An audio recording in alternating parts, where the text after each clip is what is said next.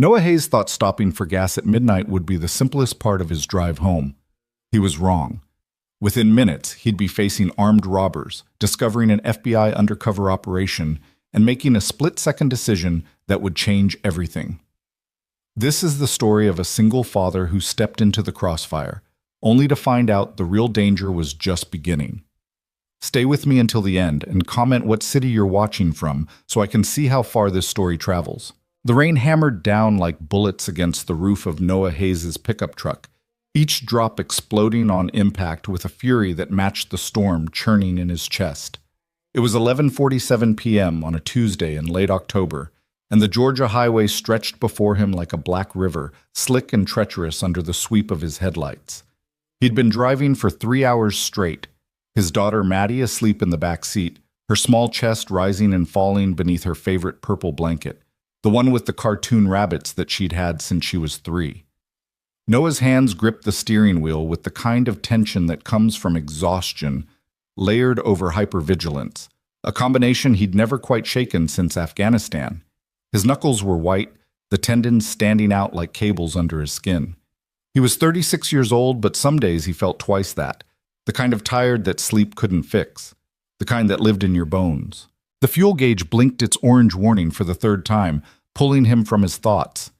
He'd been ignoring it for the last 20 miles, hoping to push through to the next town, but Maddie had school in the morning and he had a shift at the garage at 6 a.m. He couldn't afford to run out of gas on some back road with his 7-year-old daughter in the car. "Come on, baby," he muttered to the truck, scanning the darkness for any sign of civilization. "Just a little further." As if in answer, a beacon of fluorescent light appeared through the rain-soaked windshield. A gas station, isolated and bright against the night like a lighthouse in a storm. The sign read, "Redmond's Stop and Go," in letters that had probably been read once, but had faded to a dull pink. It was the kind of place that existed in the gaps between towns, serving long-haul truckers, insomniacs, and people like Noah who just needed to get home. He pulled into the station, the tires hissing through puddles that reflected the harsh overhead lights. The place looked deserted except for a single car parked near the air pump, a beat-up Honda Civic with a college parking sticker on the back window. Noah cut the engine and sat for a moment, listening to the rain drum against the metal roof, watching Maddie sleep in the rearview mirror. She looked so peaceful, so safe. It was the only time she didn't wear that worried expression she'd developed over the last year. The one that made her look too old for 7. The one that appeared whenever she heard him on the phone with bill collectors or watched him count change for groceries.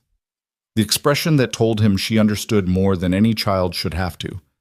Noah reached back and adjusted her blanket, tucking it around her shoulders. "I'll be right back, baby bird," he whispered, though she couldn't hear him. It was what he always said, a promise, a prayer. He climbed out of the truck, immediately getting soaked despite the awning that extended from the building. The rain was coming down sideways now, driven by wind that tasted of ozone and autumn leaves. Noah hunched his shoulders and jogged toward the entrance, his boots splashing through puddles that reflected the neon beer signs in the windows. The electronic chime announced his arrival, a cheerful ding-dong that felt absurdly normal. Inside, the station was exactly what he'd expected. 3 aisles of overpriced snacks, a coffee station that looked like it had been brewing since the Clinton administration, and a wall of refrigerators humming with energy drinks and cheap beer. The air smelled like hot dogs that had been rotating on their rack for an indeterminate number of hours, and pine-scented cleaning solution that didn't quite mask the underlying odor of old cigarette smoke. Behind the counter stood a woman in her early 30s, blonde hair pulled back in a practical ponytail, wearing the standard-issue polo shirt with Redmond's embroidered over the breast pocket. She was reading something on her phone, her face illuminated by its blue glow. She glanced up when Noah entered, gave him a quick professional smile, then returned to her phone. Noah nodded in acknowledgement and headed for the coffee station. He needed caffeine more than oxygen right now. The coffee looked like motor oil and probably tasted worse, but he poured himself a large cup anyway, adding enough sugar to make it palatable. The warmth of the cup felt good in his hands, grounding him, pulling him back from the edge of exhaustion where his mind had been teetering. He grabbed a package of powdered donuts for Maddie, her favorite, though he'd never let her have them for breakfast on a school day, and a bottle of water for himself. As he approached the counter, he studied the clerk with the kind of assessment that had become second nature during his 3 tours overseas. She was fit, he noticed. Not gym fit, but the kind of lean muscle that came from actual physical work. Her posture was good, shoulders back, weight balanced on both feet. When she looked up at him again, her eyes did a quick scan of his face, his hands, his build, before settling on a polite, neutral expression.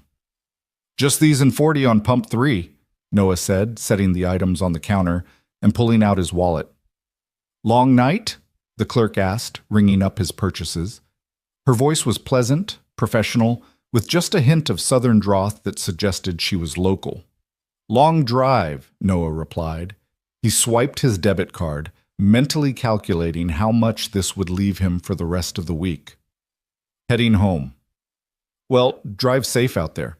This storm's supposed to get worse before it gets better." She handed him his receipt, and that's when Noah noticed her hands. The nails were trimmed short, practical. But it was her palms that caught his attention. There were calluses there, the kind you got from gripping things, from weapon handling. Noah's internal alarm system, the one that had kept him alive in Kandahar and Helmand province, began to quietly buzz. He glanced at the clerk again, reassessing. She met his eyes steadily, and for just a fraction of a second he saw something there that didn't match the bored gas station employee persona. A sharpness, an awareness. He was being paranoid, he told himself. This was Georgia, not Afghanistan. Not everyone with calloused hands was a soldier or a threat. Maybe she did CrossFit. Maybe she worked on a farm. Maybe... The electronic chime dinged again, and Noah's entire body went rigid. 2 men in black ski masks burst through the entrance, and the world shifted into that crystalline clarity that Noah had experienced in combat. Time slowing down, details sharpening, instincts taking over from conscious thought. The first man was approximately 6 feet tall, heavy build, wearing a black hoodie and jeans. He carried what looked like a Glock 19 in his right hand, held sideways in the grip that screamed amateur. The second man was shorter, wiry, with a silver revolver that looked like a .38 special, held more confidently, suggesting at least some familiarity with firearms. "Everybody down!" the first man screamed, his voice cracking with either adrenaline or inexperience. "This is a robbery! Down on the ground now!" Noah's mind was already running through scenarios, calculating angles and distances the way he'd been trained to do. The door was 12 feet behind him. His truck was 30 feet from the entrance. Maddie was in the truck. The clerk was 10 feet away, behind a counter that might or might not stop a bullet. The 2 men were spread apart, tactical mistake on their part, giving him multiple vectors to consider. But the thing that made Noah's blood turn to ice wasn't the guns or the masks. It was the fact that the second robber, the one with the .38, had turned immediately toward the windows, positioning himself where he could see both the parking lot and the interior of the store. They weren't amateurs looking for quick cash. This was planned. They'd positioned themselves to control the space, to prevent escape, to maintain visual contact with potential threats outside. And Maddie was outside. "I said down!" the first robber shouted, advancing toward Noah, waving his gun with the kind of jerky movements that suggested he was seconds away from accidentally pulling the trigger. "On the ground! Now!" Noah raised his hands slowly, making himself appear compliant while his mind continued to process information at light speed. He sank to one knee, then the other, lowering himself to the grimy linoleum floor that smelled like spilled soda and tracked in rain. The cold seeped through his jeans immediately. "Phone and wallet. Slide them over here." The first robber was practically vibrating with nervous energy. "You!" He swung toward the clerk. "Open the register. All the cash. Move it." Noah watched the clerk from his position on the floor. This was the moment that would tell him everything he needed to know. A normal person would be terrified right now, shaking, crying, fumbling with the register. The clerk did none of those things. She raised her hands, yes. She moved toward the register, yes. But her movements were too controlled, too measured. When she walked, Noah noticed her feet maintained perfect balance. Her weight distributed in a way that would allow her to move in any direction instantly. And her eyes were doing exactly what Noah's were doing, calculating, assessing, planning. She wasn't a clerk. Or rather, she was more than a clerk.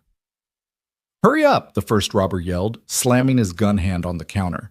The weapon discharged with a deafening bang that made Noah's ears ring, the bullet punching through the ceiling tiles and sending a shower of acoustic material down like snow. The robber stared at his gun in shock, clearly not having meant to fire it. "Shit! Shit! Shit! Shit! Control your weapon, you idiot!" the second robber hissed from his position by the window. His voice was different, calmer, more educated. "And watch the civilian." Civilian.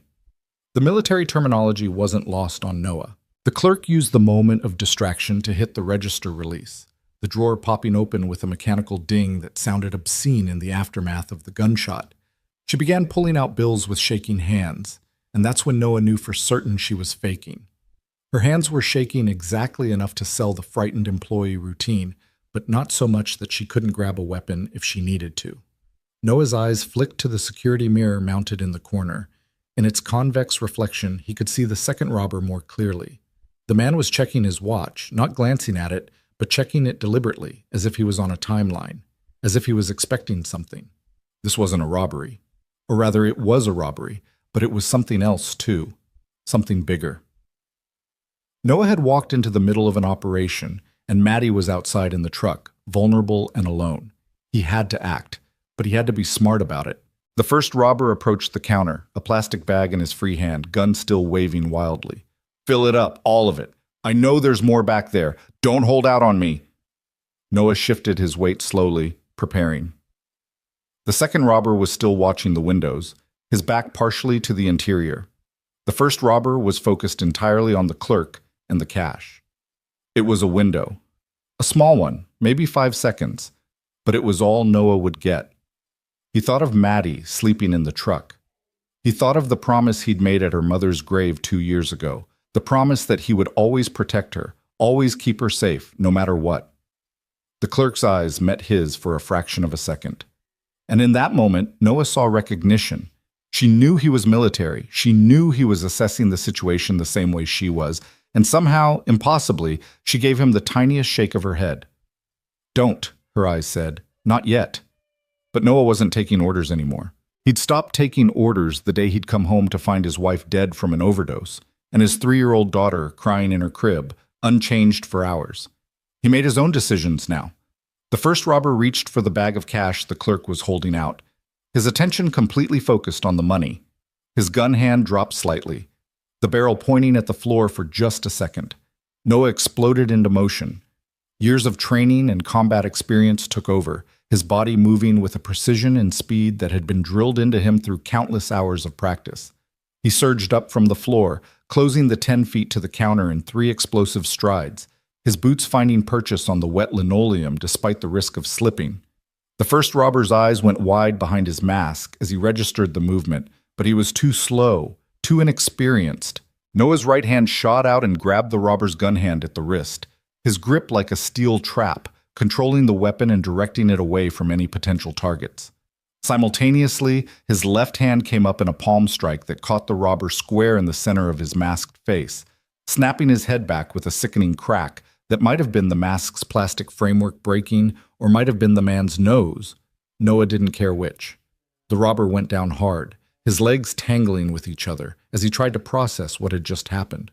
Noah maintained his grip on the gun hand, twisting it with practiced efficiency, applying pressure to the specific points that would make the fingers release their grip without him having to fight for the weapon. The Glock clattered to the floor, spinning away across the wet linoleum. "Gun!" the second robber shouted, swinging his revolver toward Noah.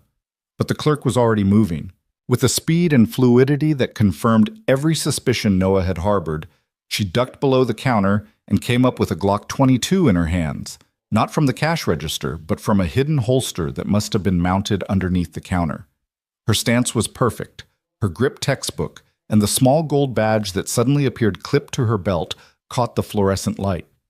"FBI, drop your weapon!" she shouted, her voice completely different now. Hard, commanding, authoritative. "Drop it now!" The second robber froze, his revolver caught between targets. Noah, still controlling the first robber on the ground, watched the man's eyes dart between the FBI agent and the door, calculating his odds. "Don't even think about it. the agent warned. My backup is already surrounding this location. You're done. Put the gun down and get on the ground. For a long moment, everything hung in balance. Noah could hear the rain pounding on the roof, the hum of the refrigerators, the first robber's labored breathing beneath him, and the thundering of his own heart. The second robber's finger tensed on the trigger.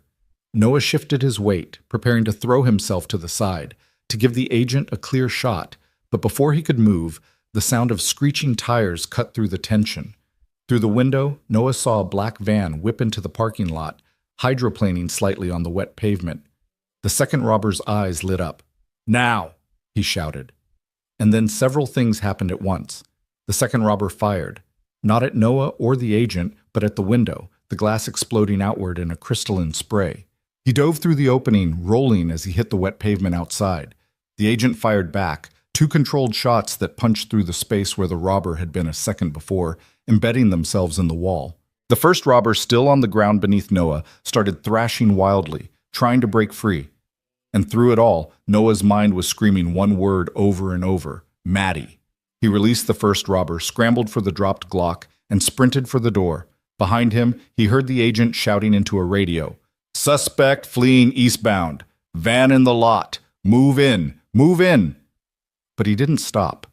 His daughter was in the parking lot, where gunshots had just been fired and a van had just appeared, and nothing else in the world mattered.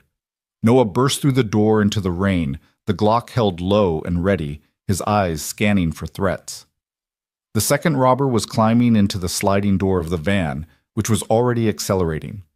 The van's driver, a third person Noah hadn't accounted for, gunned the engine, the tires squealing as they fought for traction on the wet pavement, and the van was heading directly toward Noah's truck, toward Maddie. No! Noah roared, bringing the Glock up, his finger moving to the trigger. But he couldn't fire, not with Maddie so close, not with the risk that a bullet could penetrate the van and strike his daughter. The van swerved at the last second, missing the truck by inches, and Noah saw a small face appear in his truck's window. Maddie, awake now, her eyes wide with terror, as she watched her father standing in the rain with a gun. The van fishtailed out of the parking lot and onto the highway, disappearing into the darkness. Seconds later, 3 black SUVs with flashing blue lights roared past the gas station in pursuit, their sirens Doppler shifting as they passed. Noah stood there in the rain, the Glock lowering as his hands began to shake, the adrenaline starting to fade and leave behind a sick, hollow feeling in his gut. He looked at his truck, at Maddie's face pressed against the window, and felt something inside him crack. Freeze! Drop the weapon! Multiple voices shouted simultaneously. Noah turned slowly to find 4 FBI agents in tactical gear surrounding him, their weapons trained on his center mass. Behind them, the blonde clerk, no, the FBI agent, was emerging from the store, her badge now prominently displayed, her gun still in her hand but pointed at the ground. Stand down, she ordered her team. He's a civilian. He helped. He's holding a suspect's weapon, one of the tactical agents responded, not lowering his rifle. Noah looked down at the Glock in his hand as if seeing it for the first time. Slowly, carefully, he crouched and placed it on the ground, then raised his hands above his head. My daughter, he said, his voice rough. She's in the truck. She's 7. She's scared. Please. The blonde agent holstered her weapon and approached Noah, her eyes studying him with an intensity that made him feel like she was reading his entire life story. Your name? Noah Hayes. Military? Army. 3 tours. Afghanistan. Discharged 2019. She nodded as if this confirmed something. I'm Special Agent Lissa Monroe, FBI.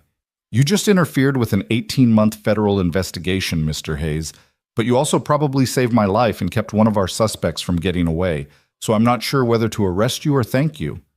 Noah's laugh was harsh and humorless. Can I check on my daughter first? Agent Monroe glanced at the truck, where Maddie's face was still pressed against the window, then back at Noah. For a moment, something soft passed across her features, something human beneath the federal agent facade. Yeah, she said quietly. Yeah, you can check on your daughter. Noah walked to the truck on legs that felt like they might give out at any moment, opened the door, and pulled Maddie into his arms. She was crying, her small body shaking, and Noah held her tight, whispering the words he always said when she was scared. "You're safe, baby bird. Daddy's got you. You're safe." But even as he said it, even as he stroked her hair and felt her tears soaking through his shirt, Noah knew that something had changed tonight. He'd pulled himself back into a world he'd spent 6 years trying to leave behind. A world of violence and threat assessment and split-second decisions that determined who lived and who died. And the worst part, the part that made his stomach turn, was that it had felt right. Natural. Like coming home to a house you'd never really left. Agent Monroe approached them, her tactical vest removed now, looking more human but no less serious. "Mr. Hayes, I need you to come to our field office to give a statement. It's not optional." Noah looked at Maddie, then at the agent. "I have to get her home. She has school tomorrow." "I understand. We'll have someone drive you both there. But we need to talk, and it can't wait." Monroe's voice softened slightly. "What you did tonight, you saw things that could compromise an ongoing investigation if they became public. Things that could put people in danger. Do you understand?" Noah understood perfectly. He'd just become a liability, a civilian with information about a federal operation. They needed to know what he knew, what he'd seen, and whether he could be trusted to keep his mouth shut. "I understand," he said quietly. 20 minutes later, Noah and Maddie were in the back of an FBI vehicle, heading toward the field office in Atlanta. Maddie had fallen asleep again, exhausted from fear and tears, her head resting on Noah's lap. Through the rain-streaked window, Noah watched the dark Georgia landscape roll past and wondered how a simple stop for gas had turned into this. The field office was a nondescript building in a business park, the kind of place you could drive past 1,000 times without noticing. Inside, it was all fluorescent lights, industrial carpet, and the peculiar smell of government facilities, coffee, paper, and a faint chemical odor from the cleaning products. Agent Monroe led them to a conference room and arranged for someone to bring blankets and a pillow for Maddie, who was installed on a couch in an adjoining office. Noah watched through the glass door as his daughter curled up under a FBI-issued blanket, clutching her stuffed bunny, and felt a surge of anger at himself for putting her in this situation. "She'll be fine," Monroe said, setting 2 cups of coffee on the conference table. "I've got 2 kids myself. I know it's scary, but kids are more resilient than we think." Noah sat down heavily, accepting the coffee even though he knew it would taste terrible. "What happened back there?" "Really?" Monroe studied him for a long moment, as if deciding how much to reveal. Finally, she sat down across from him and folded her hands on the table. "How much do you know about organized crime structures?" "Not much. I fought insurgents, not mobsters." "Fair enough. Here's the short version. For the past 18 months, my team has been tracking a money laundering operation that we believe is connected to a Mexican cartel. They've been washing drug money through a series of legitimate businesses, car washes, gas stations, restaurants. The Redmond's Stop and Go was one of their fronts." Noah's coffee cup paused halfway to his lips. "So the robbery was supposed to be the final piece of our evidence gathering. Those 2 men you encountered? Not random robbers. They work for the organization. Their job tonight was to collect the laundered cash from the location and transport it to the next point in the chain. We had surveillance on 3 locations simultaneously. When they made their move at Redmond's, we were supposed to follow them back to the distribution hub." "And I screwed it up," Noah said flatly. "Actually, you might have improved it." Monroe leaned back in her chair. "The second suspect, the one who got away, he didn't go where we expected. He's deviating from the pattern. That tells me something's changed in the organization. Someone tipped them off, or they got spooked, or there's a shift in leadership we didn't know about." "The van," Noah said, remembering. "Your people were following it." "They lost it." Monroe's expression darkened. "It went off-grid in a way that suggests sophisticated counter-surveillance. These people have resources, Mr. Hayes, money, technology, and clearly some tactical training." Noah processed this information, his combat-trained mind automatically beginning to analyze the implications. "The second robber, he used military terminology, called me a civilian." Monroe's eyes sharpened. "You caught that?" "Hard not to. We've suspected for a while that the organization has been recruiting former military personnel, men with training and skills who are having trouble transitioning back to civilian life. Men who need money and aren't too particular about where it comes from. She paused, letting that sink in. Men like you, potentially. Noah set his coffee cup down carefully, fighting to keep his voice level. I'm not for sale, Agent Monroe. I didn't say you were, but they don't know that. And that's what gives me an idea. She leaned forward, her eyes intense. What you did tonight at that gas station, the way you moved, the way you assessed the situation, the way you controlled the first suspect, that was professional-grade combat training, special forces level. Rangers, actually, 75th Regiment, but I wasn't Spec Ops. Close enough. Here's the thing, Mr. Hayes. You have exactly the profile they're looking for. Veteran, combat experience, financial difficulties. How do you know about... It's my job to know.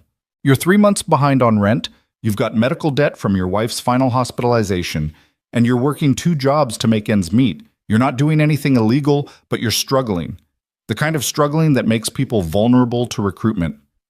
Noah felt heat rising in his face, a mixture of embarrassment and anger. Get to the point. Work with us. Let us use you as bait. We introduce you into the organization, you gather intelligence, and we take down the entire operation from the inside.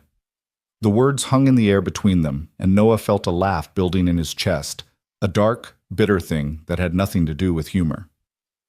You want me to go undercover, into a cartel organization, while raising my 7-year-old daughter alone. I want you to help us stop the people who are flooding your community with drugs, the same drugs that probably killed your wife.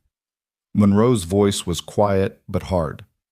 And yes, while we're at it, you'd be compensated. Federal contractor rates. Enough to catch up on your bills and then some. Noah stood up abruptly, the chair scraping against the floor. No, absolutely not. I'm done with that life. I came home to be a father, not to fight someone else's war. This isn't someone else's war, Mr. Hayes. This is your community, your daughter's school district, the neighborhoods where you buy groceries and get gas and try to build a normal life. Monroe stood as well, matching his intensity. How many more kids are going to lose their parents to overdoses? How many more families are going to be destroyed? You have the skills to help us stop it. I also have a daughter who needs a living father, not a dead hero. Noah moved toward the door. Are we done here? Can I take my daughter home? Monroe sighed and pulled out a business card, sliding it across the table. We're done, for now. But take this. Think about what I said. If you change your mind, call me. Anytime, day or night. Noah pocketed the card without looking at it. I won't change my mind. An hour later, a FBI driver dropped Noah and Maddie off at their apartment, a 2-bedroom unit in a complex that had seen better days, located in a part of town that real estate agents called developing and residents called sketchy. Noah carried Maddie up the stairs, her arms wrapped around his neck, her breath warm against his skin.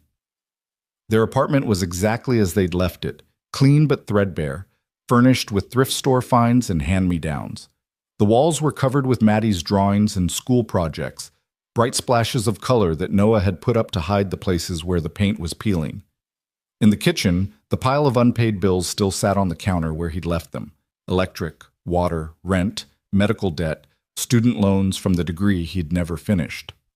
Noah tucked Maddie into her bed, pulling her favorite purple blanket up to her chin. She stirred, her eyes opening slightly. "Daddy?" she whispered. "Those were bad men, weren't they?" Noah's throat tightened. "Yeah, baby bird. But they're gone now. You're safe. Are you in trouble?" God, she was too perceptive, too aware. "No, sweetheart. Everything's fine. Go back to sleep." "Promise?" "Promise." But as Noah left her room and walked into the kitchen, staring at the pile of bills that represented more money than he had any hope of paying, he wasn't sure he believed his own promise. Agent Monroe's words echoed in his head. One night's work could change everything, could save lives, could make a difference. He pulled out Monroe's business card, studying it in the dim light from the stove's hood.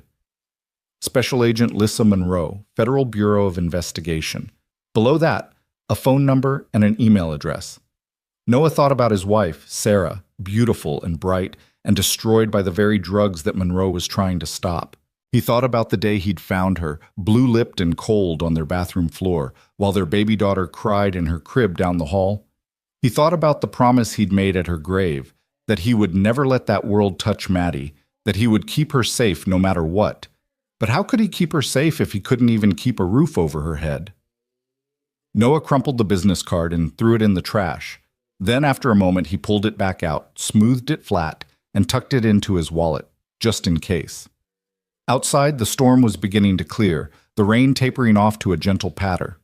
In the distance, thunder rumbled, not the violent crack of the earlier storm, but a low, ominous growl that seemed to promise more weather to come.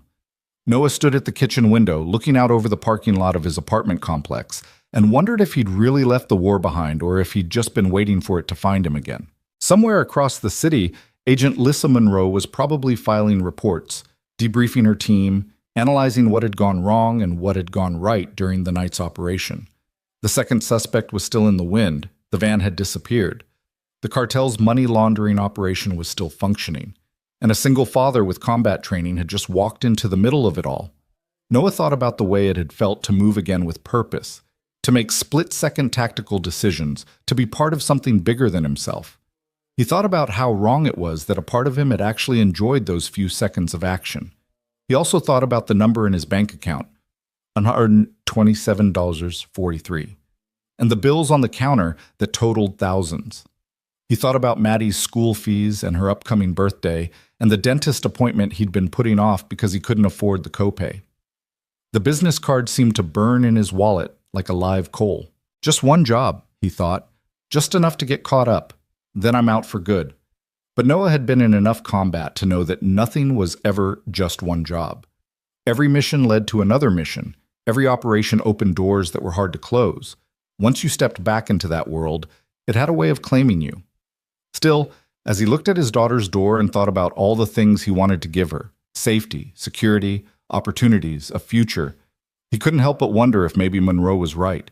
Maybe this was his chance to make a real difference, to use his skills for something that mattered, to help prevent other children from losing their parents the way Maddie had lost her mother.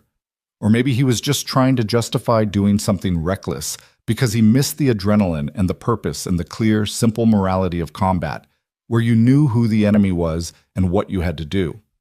Noah didn't know. He was too tired to think clearly, too shaken by the night's events to trust his own judgment. Tomorrow, he decided. Tomorrow he would think about it clearly. Tomorrow he would make the smart decision, the safe decision, the responsible father decision. Tonight, he would just hold his daughter's future in his mind and try not to think about Special Agent Lissa Monroe's phone number burning a hole in his wallet, or the way his hands had moved with such practiced efficiency when violence had suddenly entered his world again. The storm outside had passed, but Noah could feel another one gathering on the horizon, one with his name on it, one that he wasn't sure he could avoid no matter how hard he tried. He checked on Maddie one more time, watching her sleep peacefully in the dim glow of her nightlight, then retreated to his own room. Sleep came hard and brought dreams of Afghan mountains and masked men and a van disappearing into darkness while somewhere his daughter called his name. And in the morning, when the sun rose over Atlanta and life went back to normal, or as normal as it ever got, Noah Hayes would have to decide whether to throw away Agent Monroe's business card or make a phone call that would change everything. But that was a problem for tomorrow's Noah. Tonight's Noah just wanted to forget that for a few terrifying, exhilarating moments, he'd felt more alive than he had in years. Morning came too soon, breaking through the thin curtains of Noah's bedroom with the kind of insistent brightness that made his exhausted eyes ache. He'd managed maybe 3 hours of sleep, his dreams a chaotic mix of gunfire and Maddie's terrified face pressed against the truck window. When his alarm went off at 5:30 a.m., he slapped it silent and lay there for a moment, staring at the water-stained ceiling, trying to convince himself that the previous night had been some kind of fever dream. But the bruises on his knuckles told him otherwise. So did the FBI business card sitting on his nightstand, where he'd placed it after pulling it from his wallet at 3 a.m. during one of his many wakeful moments. Noah hauled himself out of bed and went through the motions of his morning routine: shower, shave, instant coffee that tasted like burnt rubber. He was pulling on his work shirt, the one with Hayes embroidered over the pocket and grease stains that never quite came out, when he heard Maddie's door open. She appeared in his doorway, her purple blanket wrapped around her shoulders like a cape, her hair sticking up in directions that defied physics. Her eyes were puffy from crying, and she looked at him with an expression that made his heart break. "Did last night really happen?" she asked quietly. Noah knelt down to her level, brushing a strand of hair from her face. "Yeah, baby bird, it really happened, but it's over now." "You had a gun." "It wasn't mine. I took it from one of the bad men so he couldn't hurt anyone." "Were you scared?" The question caught him off guard. Noah had spent years in combat zones, had faced down enemy fire and IEDs and situations that would have broken lesser men, but he'd never been as terrified as he was last night when that van had headed toward his truck. Toward her. "Yeah," he admitted, "I was scared, but you know what? Being scared doesn't mean you don't do what needs to be done. It just means you're smart enough to understand the danger." Maddie processed this, then threw her arms around his neck. "I don't want you to do dangerous things anymore." "I know, sweetheart, I know." Noah held her tight, breathing in the scent of her strawberry shampoo, feeling the weight of every promise he'd ever made to her. "How about we get you some breakfast and get you ready for school?" An hour later, after convincing Maddie to eat some oatmeal and helping her pack her backpack, Noah dropped her off at Pine Ridge Elementary. He watched her walk through those doors, her little backpack almost as big as she was, and felt that familiar ache of wanting to protect her from absolutely everything the world might throw at her. His shift at Morton's Auto Repair started at 7, and by the time Noah arrived, his boss, Carl, was already in the office, working through paperwork with a cigarette dangling from his lips, despite the clearly posted no smoking signs. "You look like hell, Hayes," Carl observed, not looking up from his invoices. "Rough night," Noah muttered, grabbing his toolbox from the locker. "Yeah, well, rough night or not, we got 6 cars backed up, and Mrs. Henderson's been calling about her Camry every hour on the hour. Says it's making a noise." "They're always making a noise," Noah replied, but he headed out to the garage bay anyway, grateful for the mindless routine of work. Brake jobs and oil changes didn't require him to think about FBI agents or cartel operations, or the way his hands had moved with such practiced efficiency when violence had erupted. He was 3 hours into disassembling Mrs. Henderson's Camry. The noise was a worn serpentine belt, easily fixed, when his phone buzzed in his pocket. Noah ignored it. It buzzed again. And again. With a sigh, he wiped his hands on a shop rag and pulled out his phone. 3 missed calls from a number he didn't recognize and a text message that made his stomach drop. "Mr. Hayes, this is Agent Monroe. We need to talk. It's urgent. The situation has developed overnight. Please call me as soon as possible." Noah stared at the message for a long moment. The smart thing would be to delete it, block the number, and go back to his life of oil changes and overdue bills. The smart thing would be to stay as far away from federal investigations as possible. He was still telling himself this when he found himself walking out to the parking lot and dialing Monroe's number. She answered on the first ring. "Mr. Hayes, thank you for calling back." "I haven't decided anything," Noah said immediately. "I just wanted to know what happened. Can you come to the field office? This isn't a conversation for the phone." "I'm at work." "This is more important than work, Mr. Hayes. Trust me." There was something in Monroe's voice, a tension, an urgency, that made Noah's combat instincts sit up and pay attention. "Give me an hour," he said, and hung up before she could respond. Carl wasn't happy about Noah leaving in the middle of a shift, but a mumbled excuse about a family emergency bought him a few hours. The drive to the FBI field office felt longer in daylight, the building somehow more intimidating when he could actually see it clearly. Noah parked his beat-up truck between 2 sleek government sedans and felt acutely aware of how out of place he was. Agent Monroe met him in the lobby, and Noah was struck by how different she looked from the gas station clerk he'd first encountered. Today, she was in a dark suit, her blonde hair down, and there were shadows under her eyes that suggested she'd gotten even less sleep than he had. "Follow me," she said without preamble, leading him through a maze of corridors to the same conference room from the previous night. But this time the room wasn't empty. 4 other people sat around the table, all wearing similar dark suits, all studying Noah with the kind of analytical intensity that made him feel like a specimen under a microscope. "Mr. Hayes, this is my team," Monroe began, gesturing around the table. "Special Agent Marcus Chen, our tech specialist, Special Agent Jennifer Parks, who handles financial crimes, Special Agent Raymond Torres, Tactical Operations, and this is Assistant Director Catherine Walsh, who's overseeing the entire investigation. Walsh was a woman in her 50s with steel gray hair and eyes that looked like they'd seen everything twice. She stood up and extended her hand. Mr. Hayes, Agent Monroe has told me quite a bit about you. Please, sit down. Noah shook her hand. Her grip was firm and professional, and took a seat, feeling increasingly like he'd walked into something much bigger than he'd anticipated. What's this about? Last night's operation was supposed to be routine surveillance, Walsh began, folding her hands on the table. We had 3 teams positioned at 3 different money laundering locations.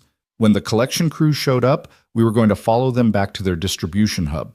Simple, clean, no direct confrontation. Then I showed up and everything went sideways, Noah said flatly. Actually, no. It was Agent Chen who spoke, pushing his glasses up his nose and sliding a tablet across the table toward Noah. What you did exposed something we didn't know was happening. Look at this. The tablet showed security footage from multiple angles, the gas station where Noah had intervened, but also 2 other locations. Noah watched as, at almost exactly the same time, collection crews arrived at all 3 sites. But unlike the attempted robbery at Redmond's Stop and Go, the other 2 locations went smoothly. Money changed hands, vans drove away, FBI surveillance teams followed at a distance. This is where it gets interesting, Chen continued, tapping the screen to fast forward. All 3 vans were supposed to converge at a warehouse on the east side of the city, but look what happens. Noah watched as 2 vans arrived at the warehouse as expected, but the 3rd van, the one from Redmond's, the one that had gotten away, never showed up. Instead, according to the GPS tracking data that Chen pulled up, it had gone to a completely different location. They split off, Noah observed. Why? That's the million-dollar question, Monroe said, leaning forward. Either they were spooked by what happened at Redmond's, or they were always planning to split off, Agent Torres interrupted. His voice had the gravelly quality of someone who'd spent too many years shouting orders over gunfire.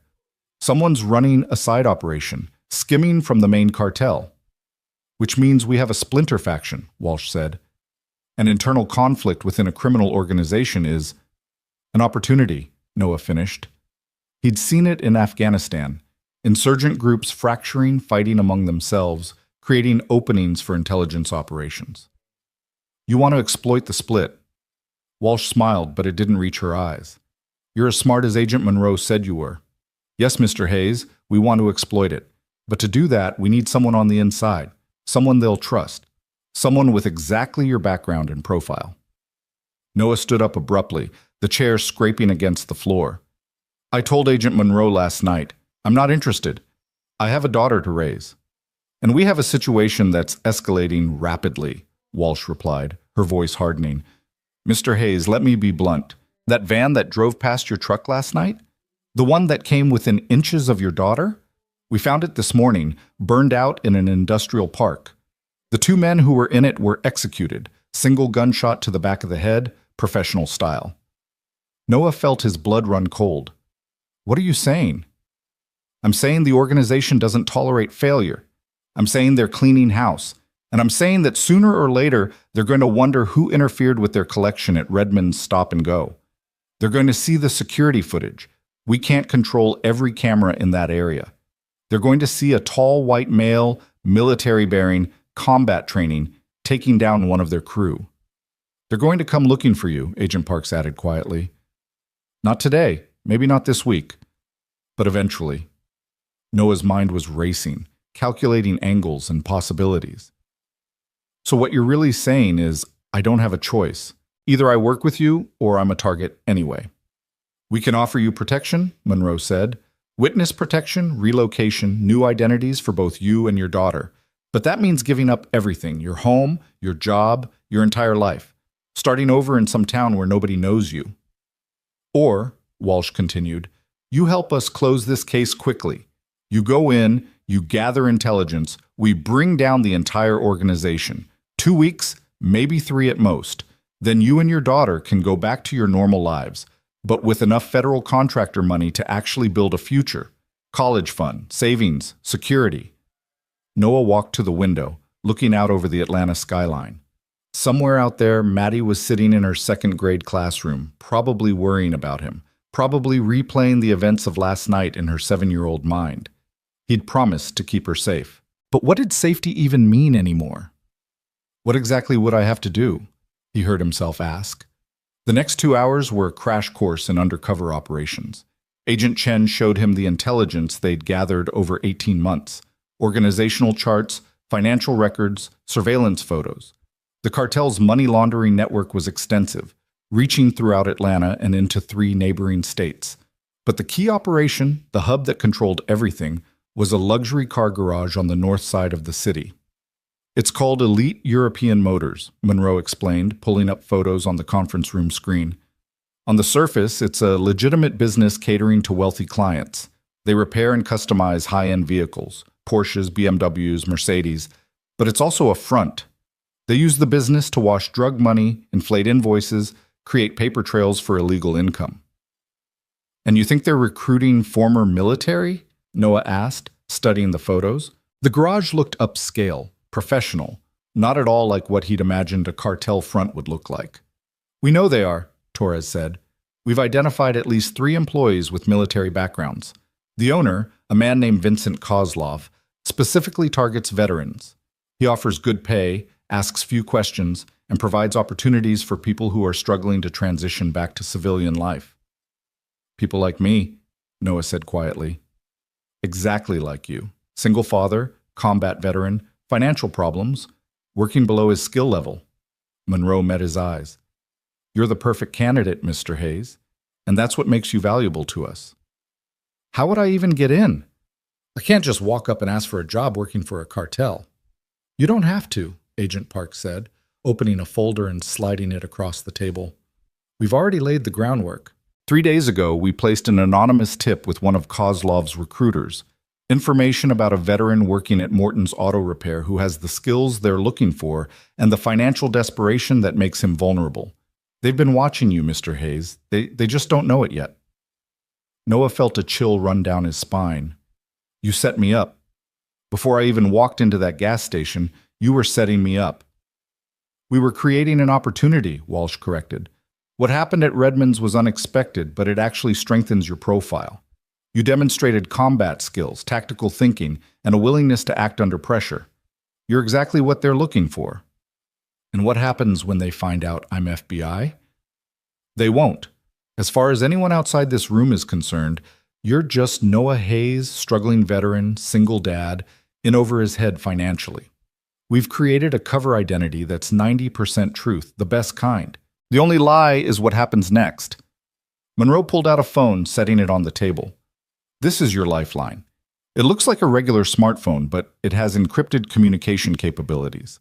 You'll check in with me twice a day, morning and night. If you're in immediate danger, there's a panic button on the side.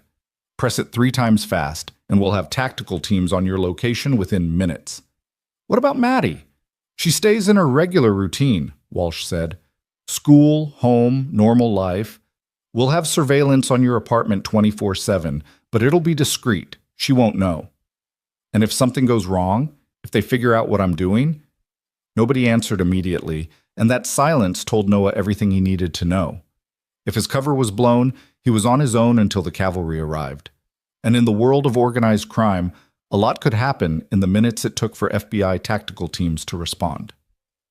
I need to think about it, Noah said finally. You have until tomorrow morning, Walsh replied. That's when Kozlov's recruiter is supposed to make contact. If you're not ready to commit by then, we'll have to go with Plan B. What's Plan B? Witness protection for you and your daughter, starting immediately. New city, new names, new life. No delay, no second chances. Walsh stood up, signaling the meeting was over. I know this is a lot to process, Mr. Hayes, but I need you to understand this isn't just about catching bad guys. This organization has distributed enough fentanyl to kill thousands of people. They've destroyed families, ruined communities, and they're not stopping. You have a chance to help us end it. Noah left the field office in a daze, climbing into his truck and sitting there for 10 minutes before he even started the engine. His hands were shaking, not from fear, but from the weight of the decision pressing down on him. Every choice led to danger. Stay out of it. and they might come after him anyway. Run, and he'd spend the rest of his life looking over his shoulder. Go in, and he might not come back out. He drove back to Morton's Auto Repair, finished Mrs. Henderson's Camry, and worked through the rest of his shift on autopilot. Carl noticed something was off and asked if everything was okay, but Noah just mumbled something about family stress and kept working. The familiar rhythm of mechanical work usually calmed his mind, but today it did nothing to quiet the storm of thoughts racing through his head. At 3:15 p.m., Noah picked up Maddie from school. She climbed into the truck with her backpack and a drawing she'd made in art class, a picture of their apartment building with the two of them standing in front holding hands under a rainbow. "Look what I made, Daddy," she said, her voice bright with the resilience of childhood. Last night's terror had already started to fade for her, processed and filed away in whatever mental compartment 7-year-olds used to deal with trauma. "It's beautiful, baby bird," Noah said, and meant it. "We'll put it on the fridge when we get home." "Mrs. Patterson said we're doing a unit on families next week. We have to bring in photos and talk about our family history." Maddie paused, then added quietly, "I'm going to talk about Mommy. Is that okay?" Noah's throat tightened. "Of course it's okay. Mommy would love that." They stopped for groceries on the way home, the cheap store brand stuff that Noah could afford, stretching every dollar as far as it would go. Maddie helped him load the bags into the truck, chattering about her day, about her friend Emma, who'd gotten in trouble for talking during reading time, about the science project they were starting next week. Normal life. This was normal life. The life Noah had fought to build after coming home from war, after losing Sarah, after deciding that he was done with violence and danger and everything that came with that world. But as he carried groceries up the stairs to their apartment, he couldn't shake Agent Walsh's words. This organization has destroyed families, ruined communities. How many more kids were going to lose parents to overdoses? How many more families were going to be shattered the way his had been? That night, after dinner, spaghetti with sauce from a jar, garlic bread from the day-old rack, Noah helped Maddie with her homework at the kitchen table. Simple addition problems, reading comprehension questions about a story about a dog who saved his family from a fire. When she struggled with a math problem, Noah walked her through it patiently, breaking it down into steps she could understand. This was what mattered. This quiet evening at the kitchen table, helping his daughter learn, building a life that was safe and stable and normal. But the unpaid bills still sat on the counter, a constant reminder that safe and stable required money they didn't have. And somewhere in the city, a criminal organization was moving drugs and destroying lives, recruiting vulnerable veterans and exploiting their skills for profit. After tucking Maddie into bed, 2 stories tonight, because she asked nicely and because Noah couldn't shake the feeling that everything was about to change, he sat in the kitchen with a beer he couldn't really afford and Agent Monroe's phone sitting on the table in front of him. He could just throw it away. Tell them no. Take his chances with witness protection or with hoping the cartel never connected him to the gas station incident, or he could make the call. Step back into the world he'd sworn he was done with, risk everything for the chance to make a real difference. Noah thought about Sarah, about the way addiction had slowly stolen her from him until the woman he'd married had become a stranger. He thought about the day he'd found her body, about the needle still in her arm, about the fact that somewhere out there, someone had sold her the drugs that killed her. Someone who didn't care that she was a wife, a mother, a human being with people who loved her. Someone like the people Monroe was trying to stop. His phone, his regular phone, not the FBI one, buzzed with an incoming text. Unknown number. Noah's heart rate kicked up as he opened it. "Mr. Hayes, my name is Daniel Reeves. I represent a business opportunity that might interest you. Elite European Motors is looking for experienced mechanics with your particular skill set. Would you be available to meet tomorrow morning, 9 a.m.? The pay is significantly better than your current position. Please reply to confirm." Noah stared at the message for a long moment. This was it. The moment Walsh had warned him about. The recruiter making contact. He had until morning to decide, but the decision was essentially being made right now. He could ignore the text, block the number, call Monroe and tell her to arrange witness protection, or he could respond, set up the meeting, walk through the door that was opening in front of him. Noah stood up and walked to Maddie's room, opening her door quietly. She was asleep, her stuffed bunny tucked under one arm, her face peaceful in the glow of her nightlight. He stood there for a long time, watching her breathe, thinking about all the promises he'd made to her and to himself. Then he went back to the kitchen, picked up his regular phone, and typed out a response. 9 a.m. works. I'll be there. He hit send before he could change his mind, then immediately picked up the FBI phone and called Monroe. She answered on the second ring. Hayes? I'm in, Noah said simply. But we need to establish ground rules. I'm not doing this for the money, and I'm not doing it because you backed me into a corner. I'm doing it because my daughter deserves to grow up in a world where people like this don't exist. Understood. What do you need from us? Protection for Maddie. Real protection, not just surveillance. If this goes sideways, I need to know she'll be safe. You have my word. What else? If I tell you to pull me out, you pull me out. No questions, no hesitation. I'm not expendable, Agent Monroe. I'm a father first, an asset second. There was a pause, then Monroe said quietly, Fair enough. The meet is at 9. Yeah. Elite European Motors. We'll have eyes on the location. I'll brief you on what to expect and what to look for. Can you come in early tomorrow, say 7? Noah thought about his shift at Morton's, about Carl's face when he'd have to call in again. He'd probably lose the job, but if this worked, he wouldn't need it. And if it didn't work, he'd probably be dead or in witness protection, so the job wouldn't matter anyway. I'll be there at 7, he confirmed. Hayes? Monroe's voice softened slightly. For what it's worth, I think you're doing the right thing. Yeah, well, ask me again in a week, if I'm still alive to answer. He hung up and sat there in the dark kitchen, finishing his beer, listening to the sounds of the apartment building settling around him, muffled television from next door, footsteps overhead, the distant wail of a siren somewhere in the city. Noah had made his decision. Tomorrow morning, he would walk into Elite European Motors and begin the process of infiltrating a criminal organization. He would lie, manipulate, and pretend to be someone he wasn't. He would use his military training not to protect his country, but to gather intelligence for an FBI operation. And if he succeeded, maybe he could help prevent other families from being destroyed the way his had been. Maybe he could make Sarah's death mean something. Maybe he could build a future for Maddie that didn't involve unpaid bills and constant financial stress. Or maybe he would get himself killed, leaving his daughter an orphan. But sitting in his dark kitchen with an empty beer bottle and a pile of bills he couldn't pay, Noah realized that he'd already made his choice the moment that Van had driven past his truck, at the gas station. The moment he'd seen Maddie's terrified face in the window. The moment he'd remembered what it felt like to have purpose beyond just surviving day to day. He was going back to war. But this time, the battlefield was his own city. The enemy wore business suits instead of tactical gear, and the stakes were his daughter's future.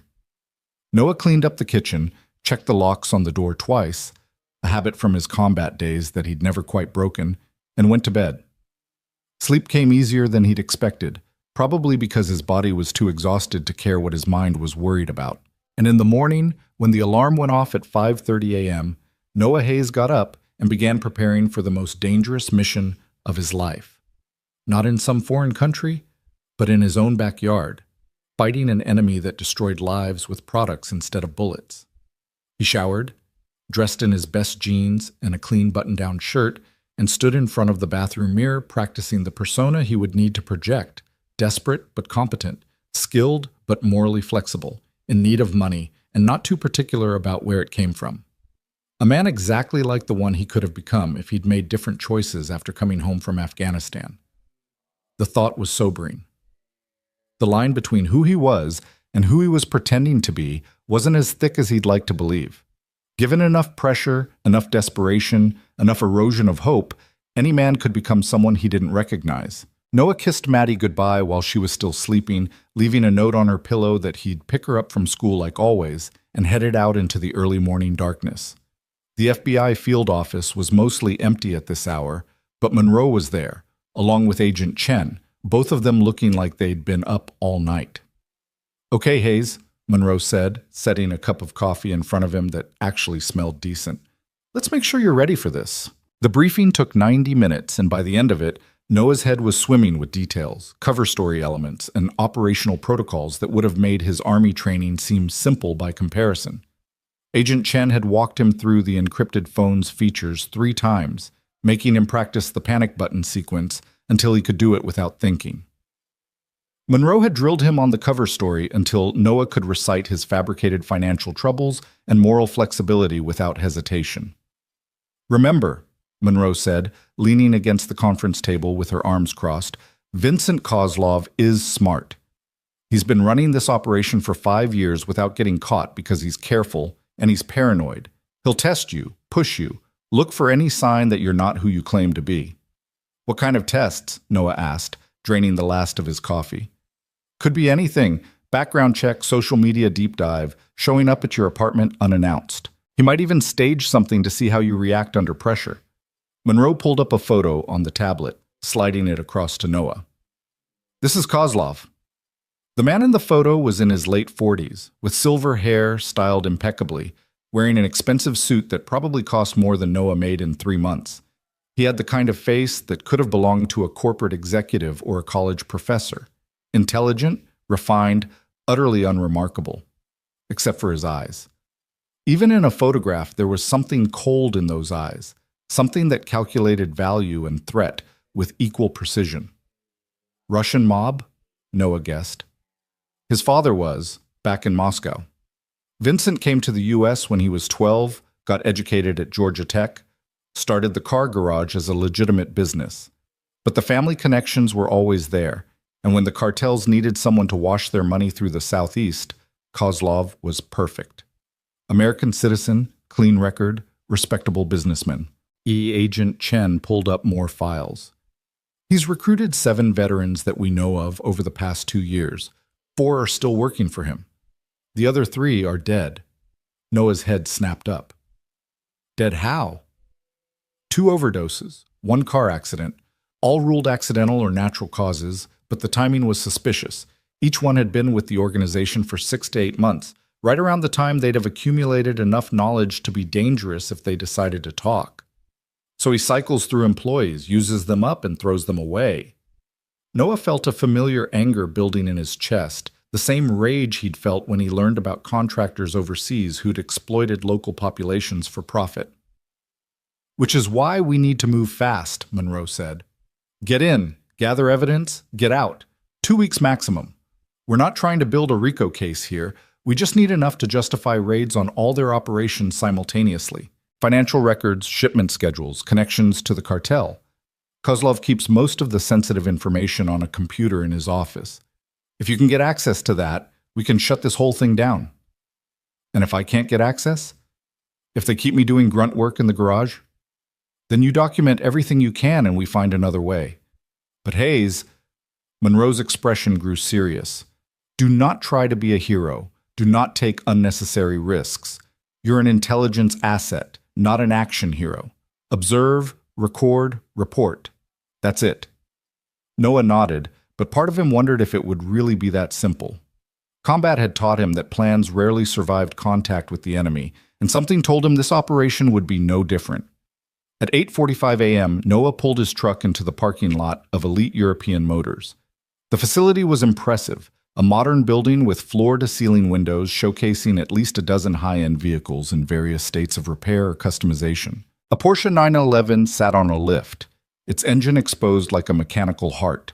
A Mercedes G-Wagon gleamed under the showroom lights, looking like it had just rolled off the factory floor. Everything about the place screamed money and professionalism. Nothing about it suggested criminal enterprise. Noah checked his appearance in the rearview mirror one last time, then climbed out of his truck, acutely aware of how out of place his beat-up Ford looked among the luxury vehicles. The encrypted phone sat in his pocket, a small weight that felt like it weighed 1,000 pounds. The front door chimed when he entered, and a receptionist looked up from her computer with a bright professional smile. She was young, maybe 25, with dark hair pulled back in a sleek ponytail and the kind of polished appearance that suggested this was more than just a garage job to her. "Good morning," she said. "Can I help you?" "Noah Hayes, I have a 9 o'clock appointment with Daniel Reeves." "Of course, Mr. Hayes, please have a seat. Mr. Reeves will be with you shortly. Can I get you some coffee? Water?" "Coffee would be great, thanks." Noah sat in one of the leather chairs in the waiting area, trying not to look like he was cataloging everything he saw. The magazines on the coffee table were all high-end automotive publications. The artwork on the walls featured vintage racing posters and photographs of exotic cars. Through the windows into the garage bays, he could see at least 6 mechanics working, all wearing clean uniforms, all moving with the efficiency of people who knew exactly what they were doing. The receptionist returned with coffee in a real ceramic mug, not a disposable cup. "Mr. Reeves will be right out. He's just finishing up a call." Noah sipped the coffee. It was excellent, far better than anything he'd had in months, and waited. His military training had taught him patience, the ability to sit still and quiet, while his mind stayed alert and processing. He noted the security cameras in the corners, the keypad entry system on the door leading to the back offices, the way the receptionist's computer screen was angled so nobody in the waiting area could see it. Professional. Careful. Controlled. After precisely 3 minutes, a door opened and a man emerged. He was in his 30s, tall and lean, wearing khakis and a polo shirt with the Elite European Motors logo. His handshake was firm, his smile friendly, but his eyes did a quick, assessing scan of Noah that felt almost military in its efficiency. "Mr. Hayes, I'm Daniel Reeves. Thanks for coming in on short notice." His accent was pure Georgia, the kind that came from growing up in Atlanta's suburbs. "Why don't we talk in my office?" Noah followed him through the keypad door. Reeves used his body to shield the code. As he entered it, Noah noticed, and down a hallway lined with framed photographs of luxury vehicles and satisfied customers. Reeves's office was small but neat, with a desk, 2 chairs, and a window overlooking the main garage floor. "So," Reeves said, settling into his chair and opening a folder on his desk, "you're currently working at Morton's Auto Repair. How long have you been there?" 8 months, Noah replied, sticking to the cover story. "It's steady work, but the pay's not great, and there's no real room for advancement." "And before that?" "Army. I did 3 tours in Afghanistan with the 75th Ranger Regiment. Got out in 2019, and I've been trying to figure out the civilian thing ever since." Reeves nodded sympathetically. "Tough transition. I hear that a lot from guys with your background. The structure of military life, the sense of purpose, it's hard to find that in the regular world." "Yeah," Noah said, allowing some genuine frustration to seep into his voice. "It wasn't hard to access those feelings. They'd been real enough over the past few years. I thought I'd come home and everything would just click into place, you know? Get a job, raise my daughter, have a normal life. But normal doesn't pay the bills." "You have a daughter?" 7 years old, Maddie. She's the reason I'm here, honestly. I need to be able to provide for her, and flipping burgers or changing oil at Morton's isn't cutting it." Reeves pulled out a sheet of paper from the folder, studying it. Noah recognized it as a background check. Nothing classified, just the standard stuff any employer might pull. Credit report, work history, military service record, all of it legitimate, all of it painting the picture of a man struggling financially but with skills and experience that made him valuable. "Your service record is impressive," Reeves observed. "Combat decorations, expert marksman qualification, honorable discharge. But there's a gap here after you got out. 2 years where you weren't working at all?" This was the tricky part, the part where Noah had to sell the personal tragedy without overdoing it. "My wife died. Drug overdose. I spent those 2 years trying to keep it together for Maddie, and failing pretty badly.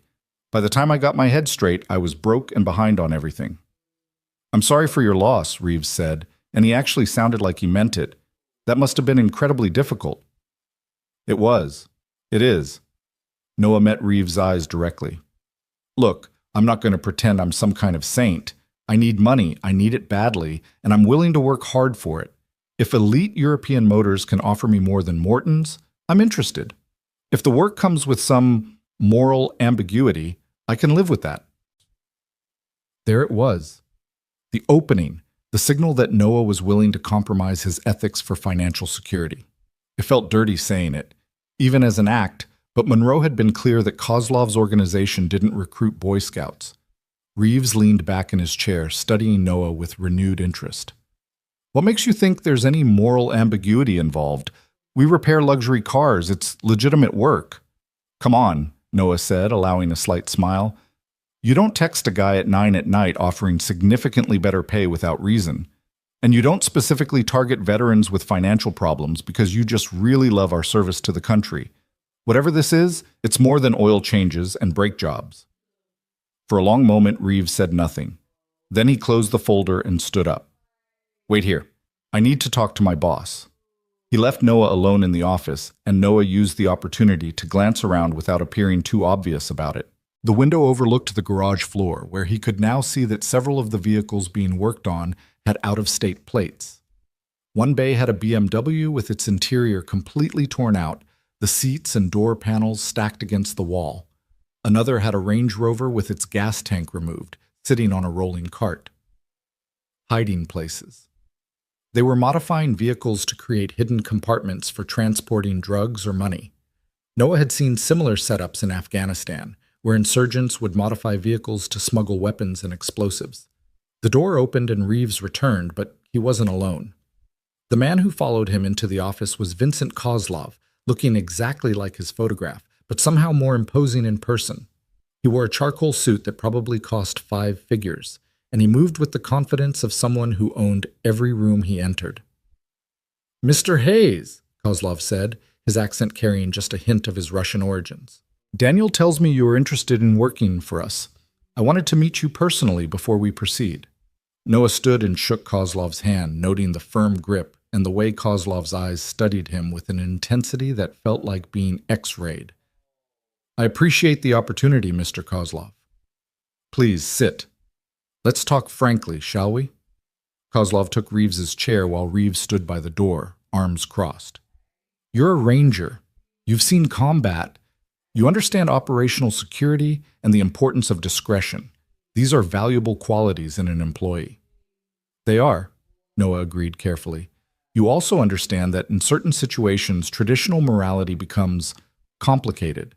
In war, you do what's necessary to complete the mission and protect your team, yes?" "Yes." "I run a similar operation here. We do what's necessary. We protect our team, and we compensate our people very well for their loyalty and discretion." Kozlov leaned forward slightly. "The question is whether you're the kind of man who can compartmentalize. Can you do a job that might conflict with traditional legal boundaries, go home to your daughter, and sleep at night?" This was the moment, the final test before they either brought him in or sent him away. Noah thought about Sarah, about the drugs that killed her, about every life destroyed by the products this organization moved. And he channeled all of that into his response. "Mr. Kozlov, I watched friends die in Afghanistan protecting poppy fields because that's what the mission required.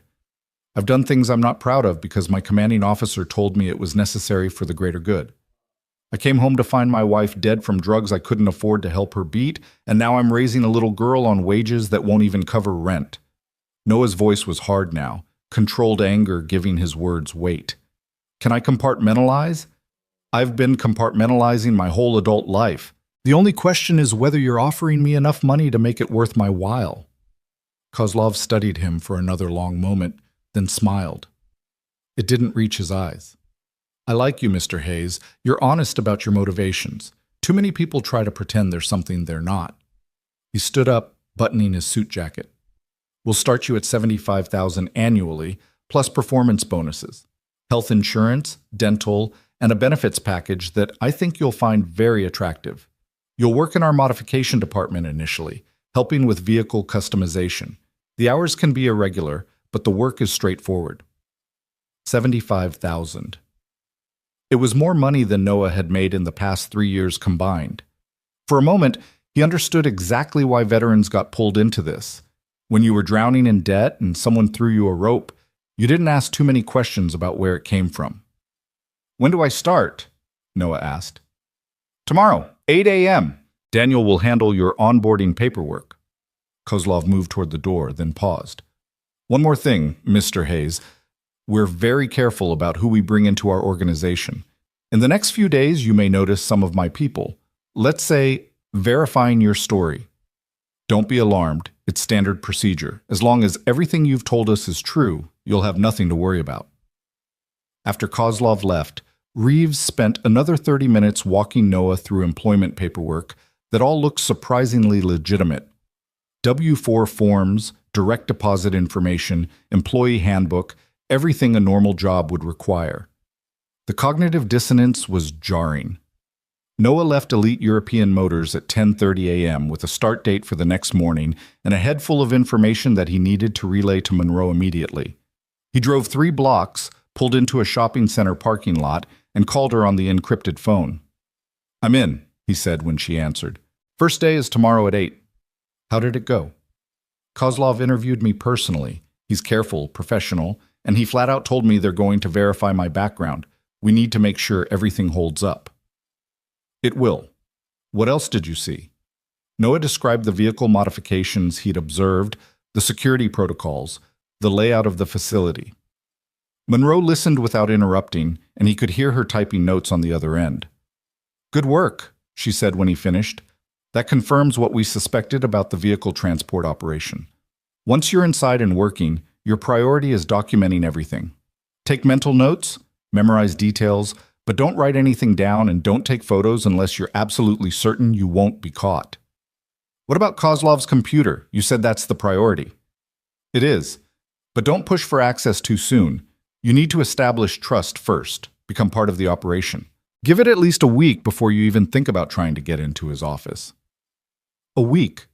7 days of pretending to be someone he wasn't, of working alongside criminals, of lying to Maddie about where he was and what he was doing. Noah closed his eyes and leaned his head back against the truck's seat. "Hayes, you okay?"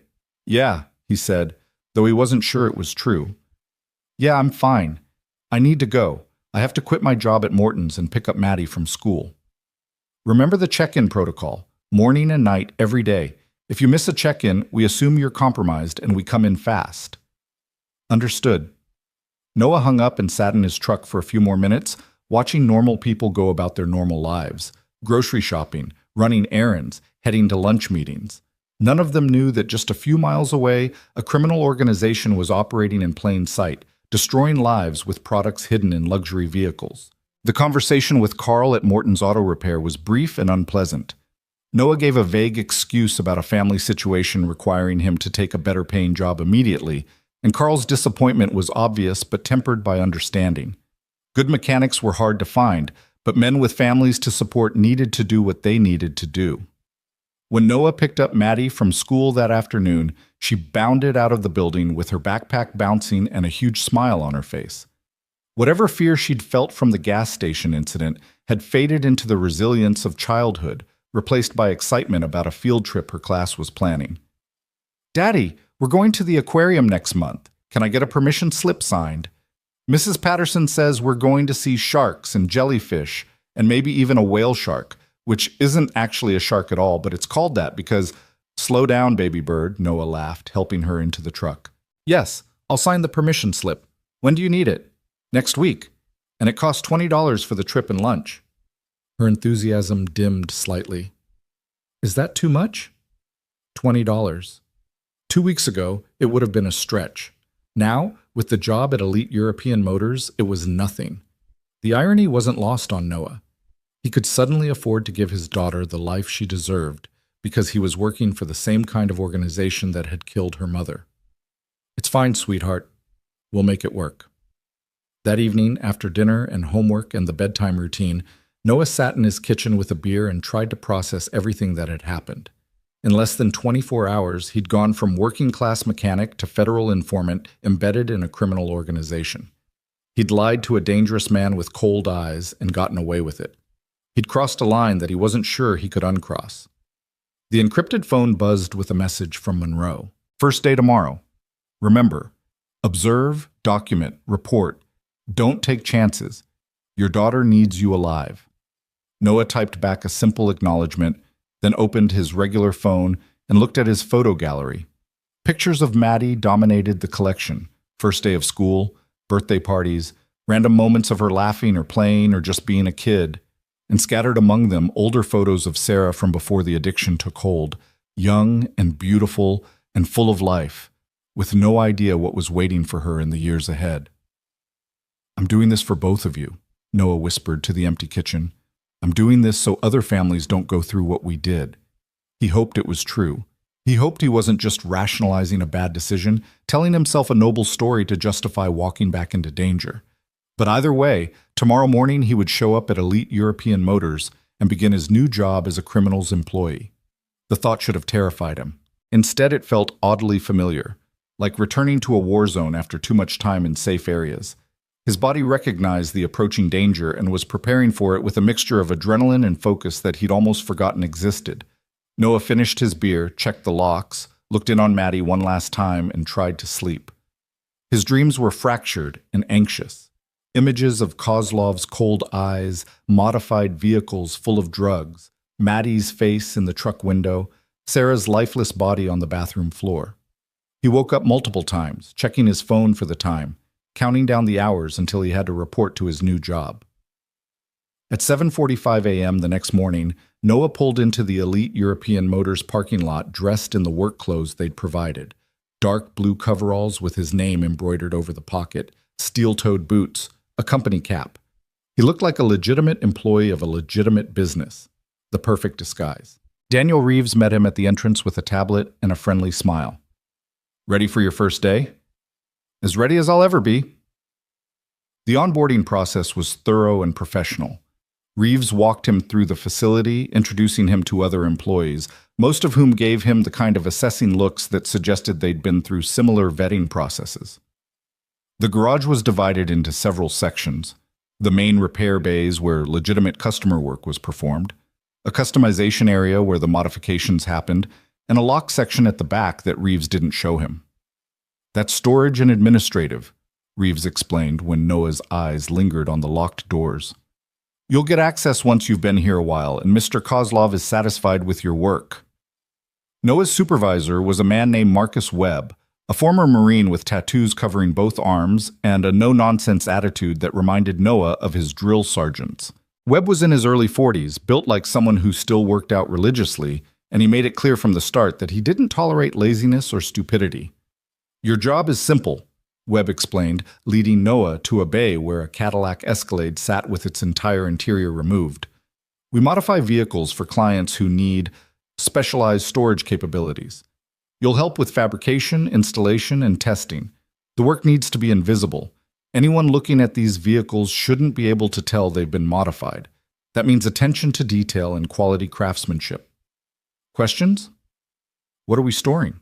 Noah asked, playing the role of someone who wanted to know exactly what he was getting into. Webb's smile was thin. "Nothing you need to worry about. Could be valuables, could be documents, could be whatever the client needs stored discreetly. We don't ask questions, we just do excellent work. Understood?" "Understood." The next several hours were spent learning the modification process. They were creating false panels in door interiors, hollow spaces under seats, compartments behind dashboard components, all of it expertly done with materials that matched the original manufacturer specifications.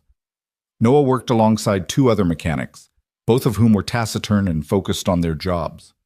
Nobody made small talk. Nobody asked personal questions. It was clear that everyone here understood the value of discretion. During his lunch break, taken in a small employee lounge with vending machines and cheap coffee, Noah found himself alone with one of the other mechanics, a younger guy named Travis, who couldn't have been more than 25. Travis had the kind of nervous energy that suggested either drug use or just natural anxiety, and he kept glancing at the door as if expecting someone to walk in. "First day?" Travis asked, pulling a sandwich from a brown paper bag. "Yeah. You been here long?" "6 months. It's good work if you can keep your head down and your mouth shut." Travis lowered his voice. "Advice from someone who's been here a minute. Don't ask questions you don't want answered. Do your job, take your paycheck, and don't think too hard about where the money comes from." "That sounds like experience talking." "Yeah, well, I made the mistake of getting curious about what was in one of the compartments we built. Mr. Kozlov made it very clear that curiosity isn't a valued trait here." Travis touched his left arm unconsciously, and Noah noticed what looked like a burn scar peeking out from under his sleeve. Before Noah could respond, Webb appeared in the doorway. "Hayes, break's over. We've got another vehicle coming in that needs modifications by tomorrow." The afternoon passed in focused work. Noah's military training and mechanical skills served him well. He could follow instructions precisely, work efficiently, and maintain the kind of attention to detail that Webb clearly valued. By the end of the day, he'd helped modify 2 vehicles and gained a clear understanding of how the operation worked. The vehicles came in with legitimate repair orders, got modified in the secure bays, then went out to clients who would load them with whatever they needed to transport. After delivery, the vehicles would return for warranty work, and the compartments would be removed, returning the vehicles to factory specifications. It was elegant, profitable, and almost impossible to detect without inside knowledge. At 5:30 p.m., Webb dismissed him. "Good first day, Hayes. You've got good hands and you follow instructions. Keep that up and you'll do fine here." Noah drove home in a daze, his mind cataloging everything he'd seen and heard. The moment he was clear of the area, he called Monroe on the encrypted phone. "I've got details on their modification process," he said without preamble. "They're moving product through modified luxury vehicles. The modifications are temporary and expertly done. Anyone inspecting the vehicles would need to know exactly what they're looking for." "How many vehicles are they processing?" "I saw 4 today, but Webb mentioned they average about 10 to 12 per week. If each vehicle is carrying even a moderate amount of product, that's a significant operation." "It is." "What about Kozlov? Did you see him?" "Briefly. He came through the garage once, checking on work. Didn't speak to me directly, but I got the impression he watches everything carefully." "Keep documenting everything you can. How are you holding up?" Noah paused, thinking about how to answer honestly. "I'm managing. It's weird, being back in a situation where I have to stay hyper-aware all the time. But I can handle it." "And Maddie?" "She's fine. Doesn't suspect anything. As far as she knows, I just started a new job at a car garage." "Good. Keep it that way. The less she knows, the safer she is." After hanging up, Noah picked up Maddie from the after-school program, helped her with homework, made dinner, and went through the normal evening routine. But the whole time, part of his mind was still at Elite European Motors, processing what he'd learned and planning his next moves. 3 days passed in similar fashion. Noah went to work, documented everything he could, checked in with Monroe twice daily, and maintained his cover as a grateful employee who'd found a good job. He learned more about the operation's logistics, memorized faces and names, and began to understand the hierarchy of the organization. Webb reported to Daniel Reeves, who reported to Kozlov. Below that were the mechanics like Noah, the drivers who transported the vehicles, and what appeared to be a security team that Noah occasionally saw but hadn't yet interacted with. The whole operation was compartmentalized. No one person knew everything, and everyone understood that discretion was paramount. On his 4th day, Noah was working on a Mercedes S-Class when his phone buzzed with a text from an unknown number. Just an address and a time. 2247 Industrial Parkway, 8 p.m. tonight. Come alone. Noah's blood ran cold. This was either a test or a trap, and he had no way of knowing which until he showed up. He finished his shift, picked up Maddie, and as soon as she was settled with dinner and a movie, he called Monroe from the bathroom with the water running to cover his voice. "I got a text. They want me at an address tonight at 8, Industrial Parkway." "That's one of their distribution points," Monroe said, her voice sharp with concern. "We've had surveillance on it, but we've never been able to get anyone inside. This could be your break, Hayes. Or it could be them testing you to see if you're FBI." "What do I do?" "You go. But we'll have teams positioned nearby. If you hit the panic button, we'll be there in under 2 minutes. 2 minutes is a long time when someone's pointing a gun at you." "I know. But if you don't show up, they'll know something's wrong. This is what you signed up for."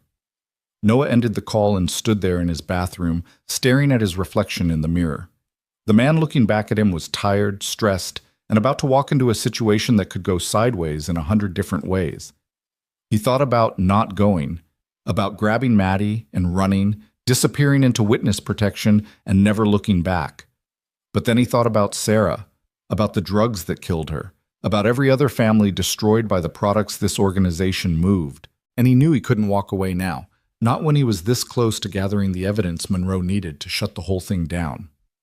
At 7:45 p.m., after making sure Maddie was safely at the neighbor's apartment, Mrs. Chen, an older woman who'd been happy to watch her for a few hours, Noah drove toward the industrial area on the south side of Atlanta. The address led him to a large warehouse complex, the kind of anonymous commercial space that dotted the city's less scenic neighborhoods. The parking lot was mostly empty except for a few vehicles, including a black BMW that Noah recognized from the garage. He parked, sent a quick text to Monroe with his location, and climbed out of his truck. The encrypted phone was in his pocket, the panic button easily accessible. Noah walked toward the warehouse entrance, every sense on high alert, his body falling into that hyper-aware state that had kept him alive in Afghanistan. The door was unlocked.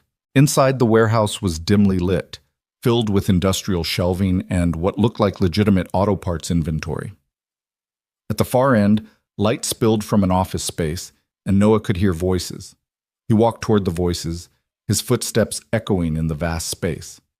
And then he stopped cold. Because sitting at a desk in the office, reviewing papers with Vincent Kozlov, was someone Noah recognized, someone he'd seen 3 days ago at the FBI field office during his briefing. It was Special Agent Oliver Dane, one of the tactical team members who'd been part of Monroe's unit. And he was here, in a criminal warehouse, having what looked like a very friendly conversation with the man Noah was supposed to be investigating. Noah's mind raced through possibilities. Undercover operation within an operation? Deep cover assignment Monroe hadn't told him about? But then Kozlov handed Dane an envelope, and Dane opened it to reveal thick stacks of cash, and Dane smiled, pocketing the envelope without hesitation. Not undercover. Dirty. The FBI had a mole, and Noah had just stumbled into the one piece of information that could get him killed faster than anything else. Kozlov looked up, saw Noah standing in the doorway, and smiled that cold smile that never reached his eyes. "Ah, Mr. Hayes, right on time. Come in.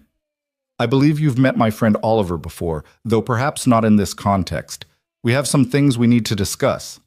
Noah's hand moved toward his pocket, toward the panic button, but before he could reach it, he felt something hard press against his back. A voice behind him, low and dangerous, said 3 words that made his blood turn to ice. "Don't even think about it." Noah froze, his hand inches from his pocket, his mind racing through scenarios at lightning speed. The pressure against his back was unmistakable, a gun barrel, pressed firmly against his spine. Behind him, he could hear breathing, controlled and steady, the kind that came from someone comfortable with violence. "Hands where I can see them," the voice commanded. "Slow and easy." Noah raised his hands carefully, his combat training screaming at him to assess, adapt, act. But with a gun at his back and Kozlov watching from the office with that cold, calculating expression, his options were severely limited. The encrypted phone in his pocket might as well have been on the moon for all the good it would do him now. "Search him," Kozlov ordered, standing up from behind the desk.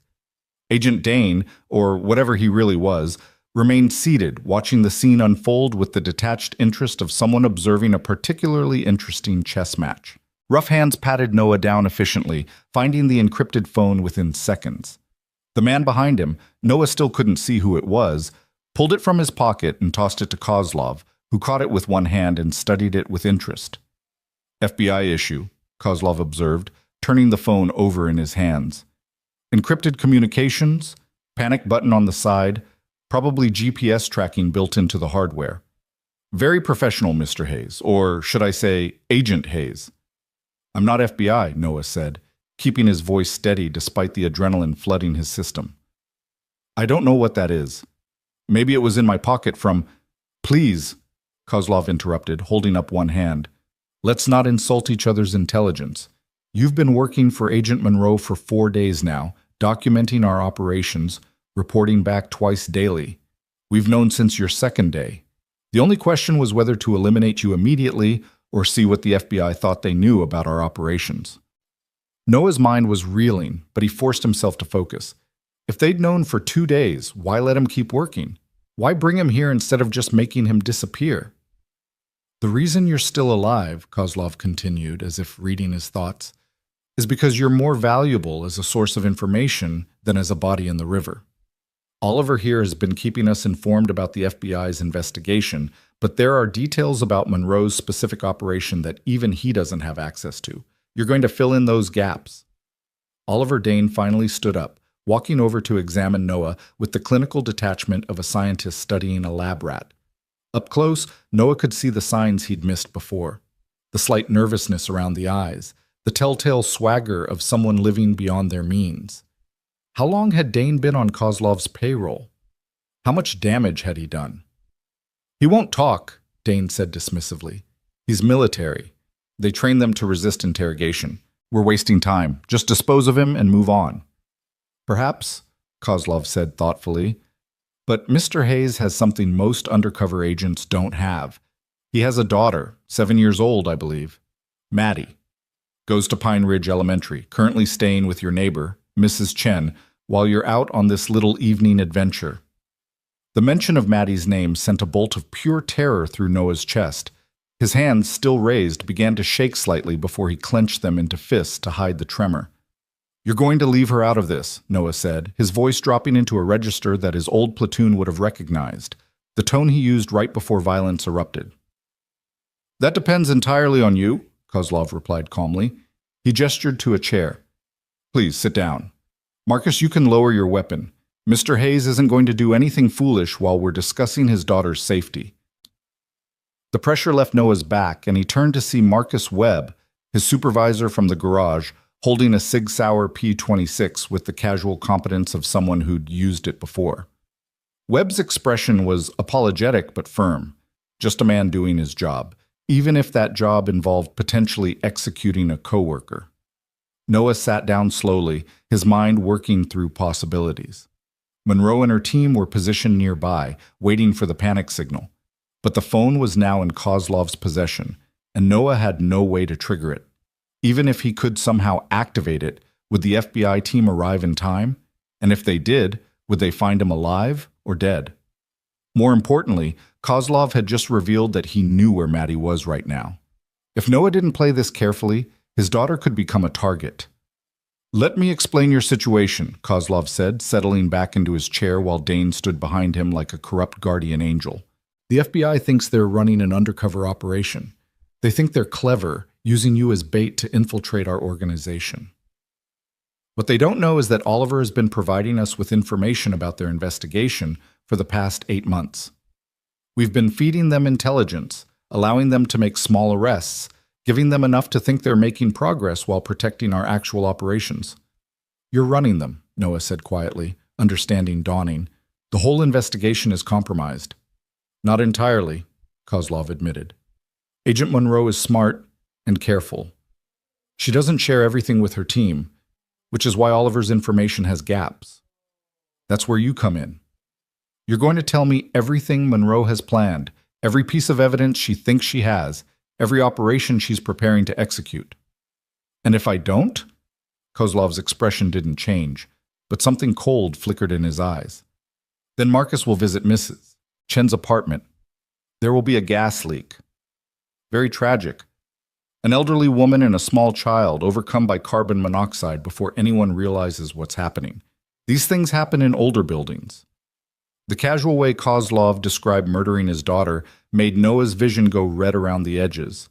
Every instinct he had screamed at him to launch himself across the desk, to wrap his hands around Kozlov's throat and squeeze until the life left those cold eyes. But Webb still had the gun, and Dane was armed too. Noah could see the bulge under his jacket. He'd be dead before he made it halfway across the room, and Maddie would still be in danger. "You're bluffing," Noah said, though he didn't believe it. "Killing a child brings too much attention. Police, media, FBI crawling all over. Accidents bring sympathy, not investigation," Kozlov interrupted.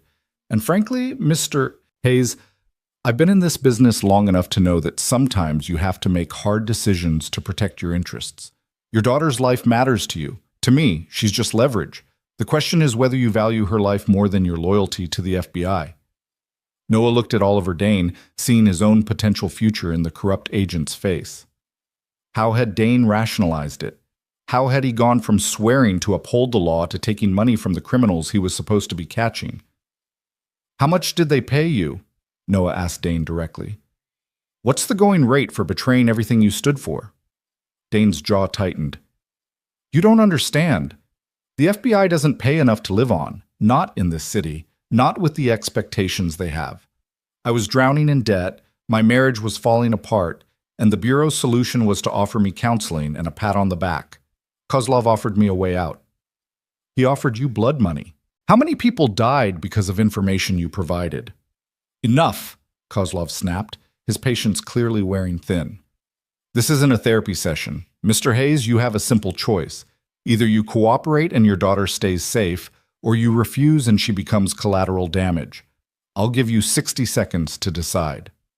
Noah's mind raced. If he cooperated, he'd be betraying Monroe and potentially destroying the entire investigation. The organization would continue operating, more people would die from their products, and he'd become exactly what Dane had become, a man who'd sold his soul for security. But if he refused, Maddie would die. His 7-year-old daughter, who still believed the world was fundamentally good, who drew pictures of rainbows and dreamed about seeing whale sharks at the aquarium, would be murdered because of his choices. There was no good option. There was only varying degrees of terrible. I need proof, Noah said finally, his voice hoarse. Proof that you can actually get to her. For all I know, the FBI has already moved her to a safe location. Kozlov smiled and pulled out his phone, tapping the screen a few times before turning it to show Noah. It was a live security feed. Noah recognized it as coming from the nanny cam Mrs. Chen had mentioned keeping in her living room.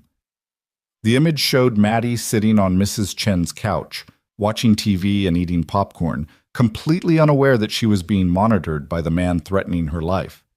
The timestamp showed it was current, live footage.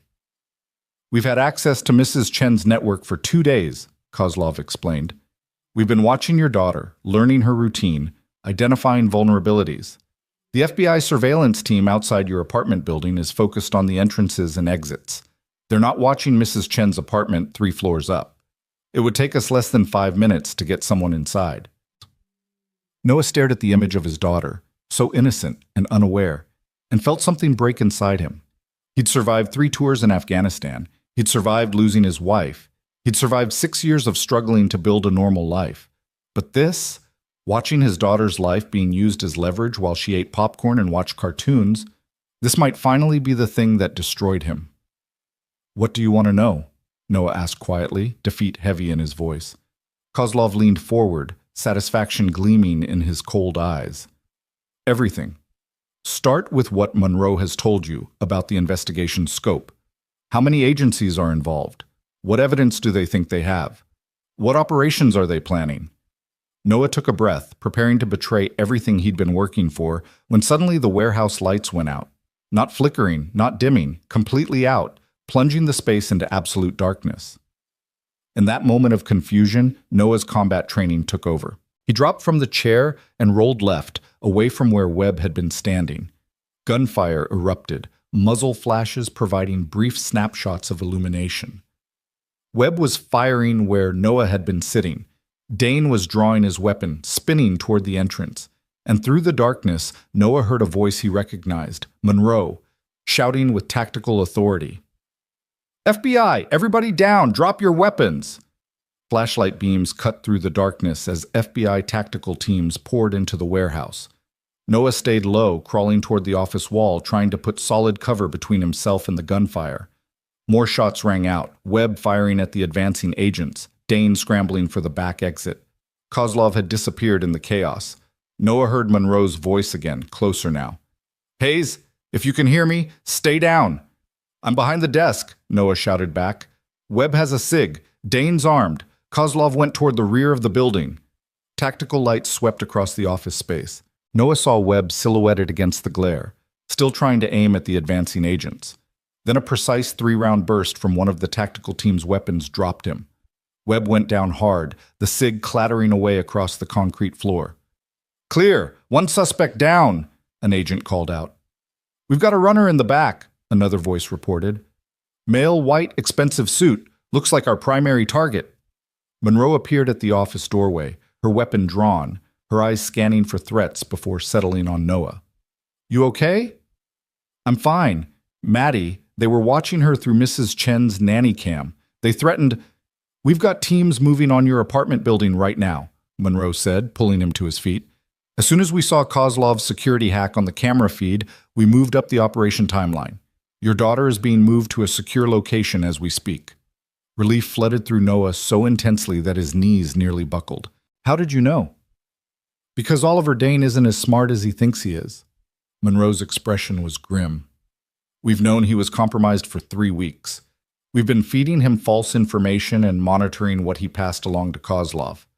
When they texted you tonight, we knew it was a trap. We just needed to let it play out long enough to catch them in the act. You used me as bait, Noah said, anger starting to replace relief. Without telling me.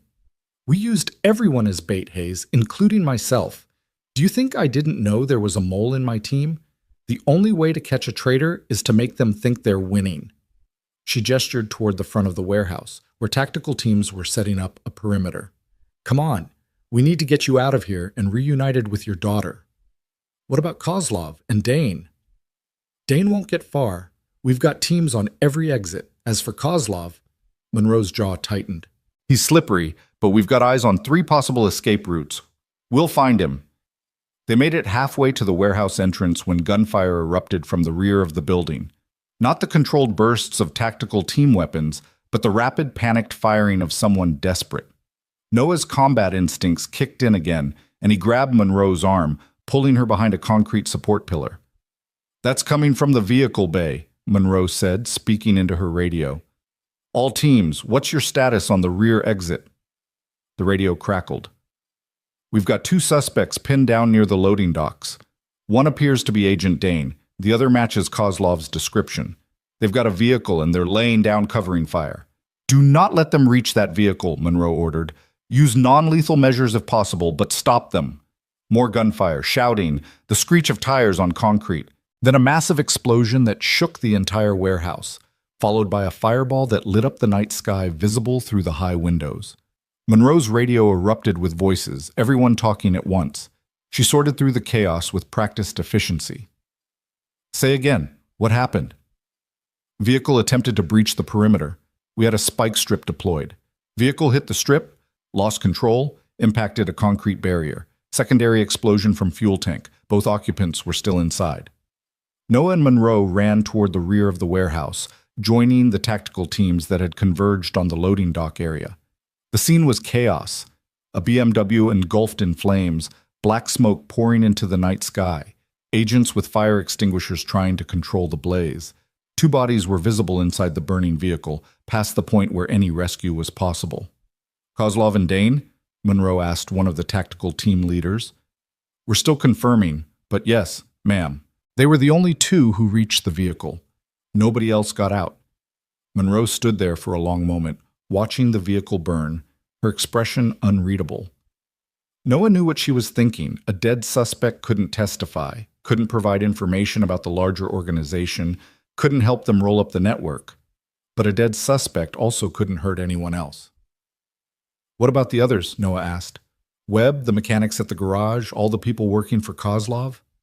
We've got teams hitting every location simultaneously. Elite European Motors, 3 warehouse facilities, 2 residential properties. We'll round up everyone associated with the operation. Monroe turned to face him. Thanks to the information you provided over the past 4 days, we have enough evidence to dismantle the entire network. Vehicle modification records, financial transactions, shipment schedules, all of it. But without Kozlov, you can't prove the cartel connection. You can't roll it up the chain. Not tonight, no. But we've dealt a significant blow to their operations, and we've removed a corrupt agent who was compromising investigations. That counts for something.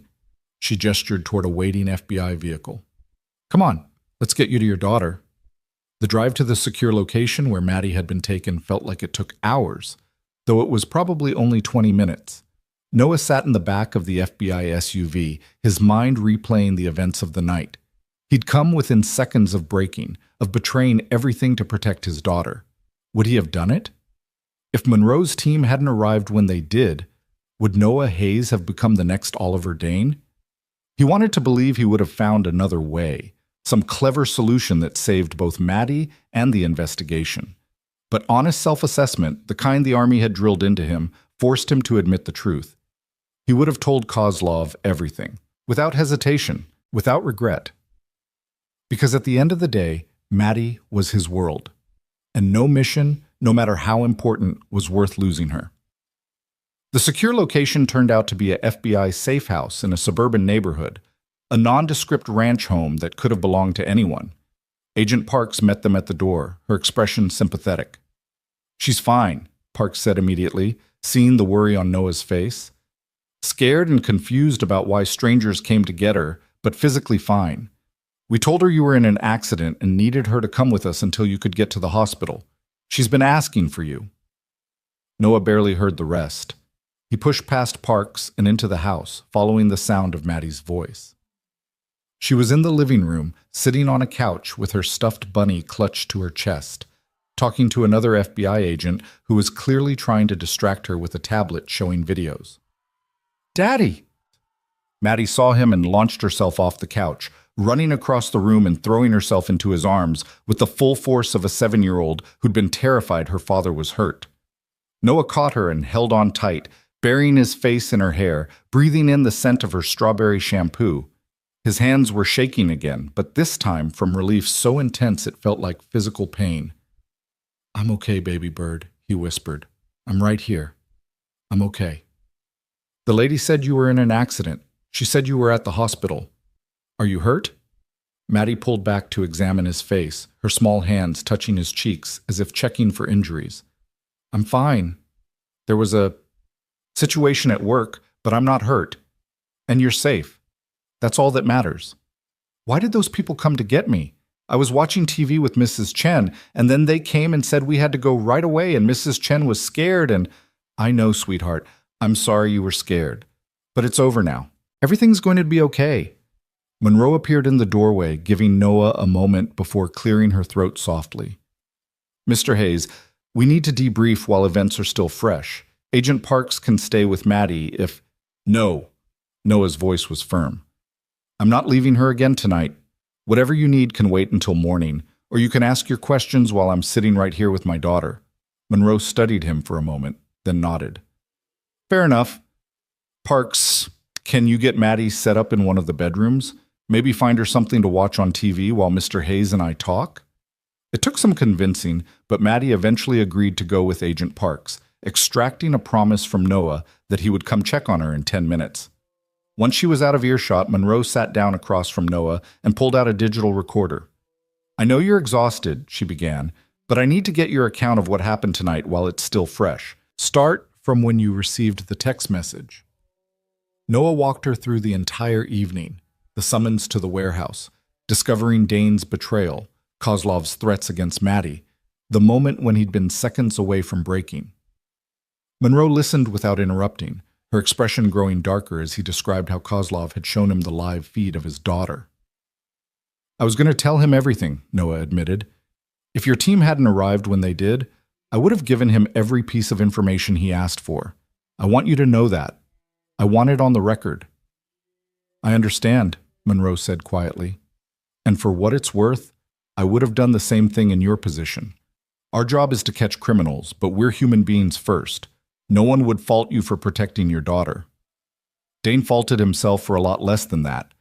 How long had he been on Kozlov's payroll? "We're still piecing together the timeline, but it looks like about 10 months. Started small, just information about ongoing investigations, nothing that seemed too damaging. But once they had him, they owned him. Every piece of information they got through him made him more valuable to them and more trapped. By the end, he was in too deep to get out." "Could he have? If he'd come to you, admitted what he'd done, could you have helped him?" Monroe was quiet for a long moment. "Maybe. If he'd come forward early enough, before too much damage was done. But Oliver made his choices, and tonight he paid for them. I can't say I'm sorry he's dead, Hayes. He betrayed everything we stand for, and people died because of information he provided." Noah understood that logic, but he also couldn't shake the image of Dane's face when he'd talked about drowning in debt and failing marriages. How close had Noah himself come to making similar choices?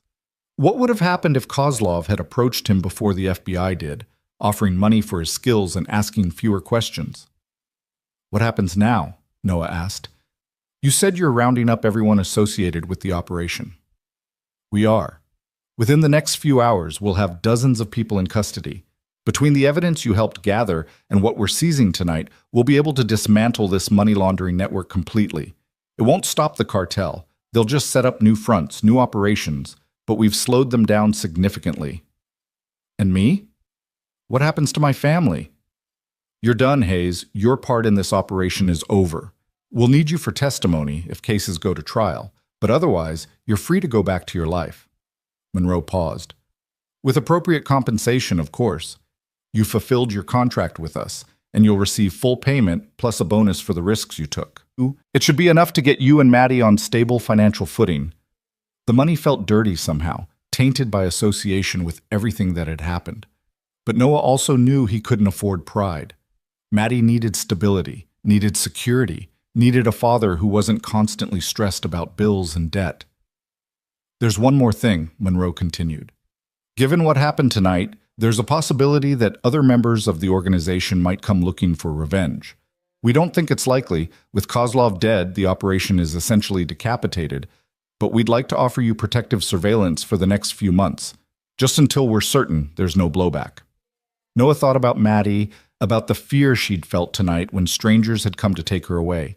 How much surveillance, how much security, how much fear could he subject her to before it damaged her? "How long?" he asked. "Minimum 3 months. Probably not more than 6. And it'll be discreet. You'll barely notice it's there." "I'll think about it," Noah said, which was the best he could offer right now. His brain was too tired, too overwhelmed to make any more decisions tonight.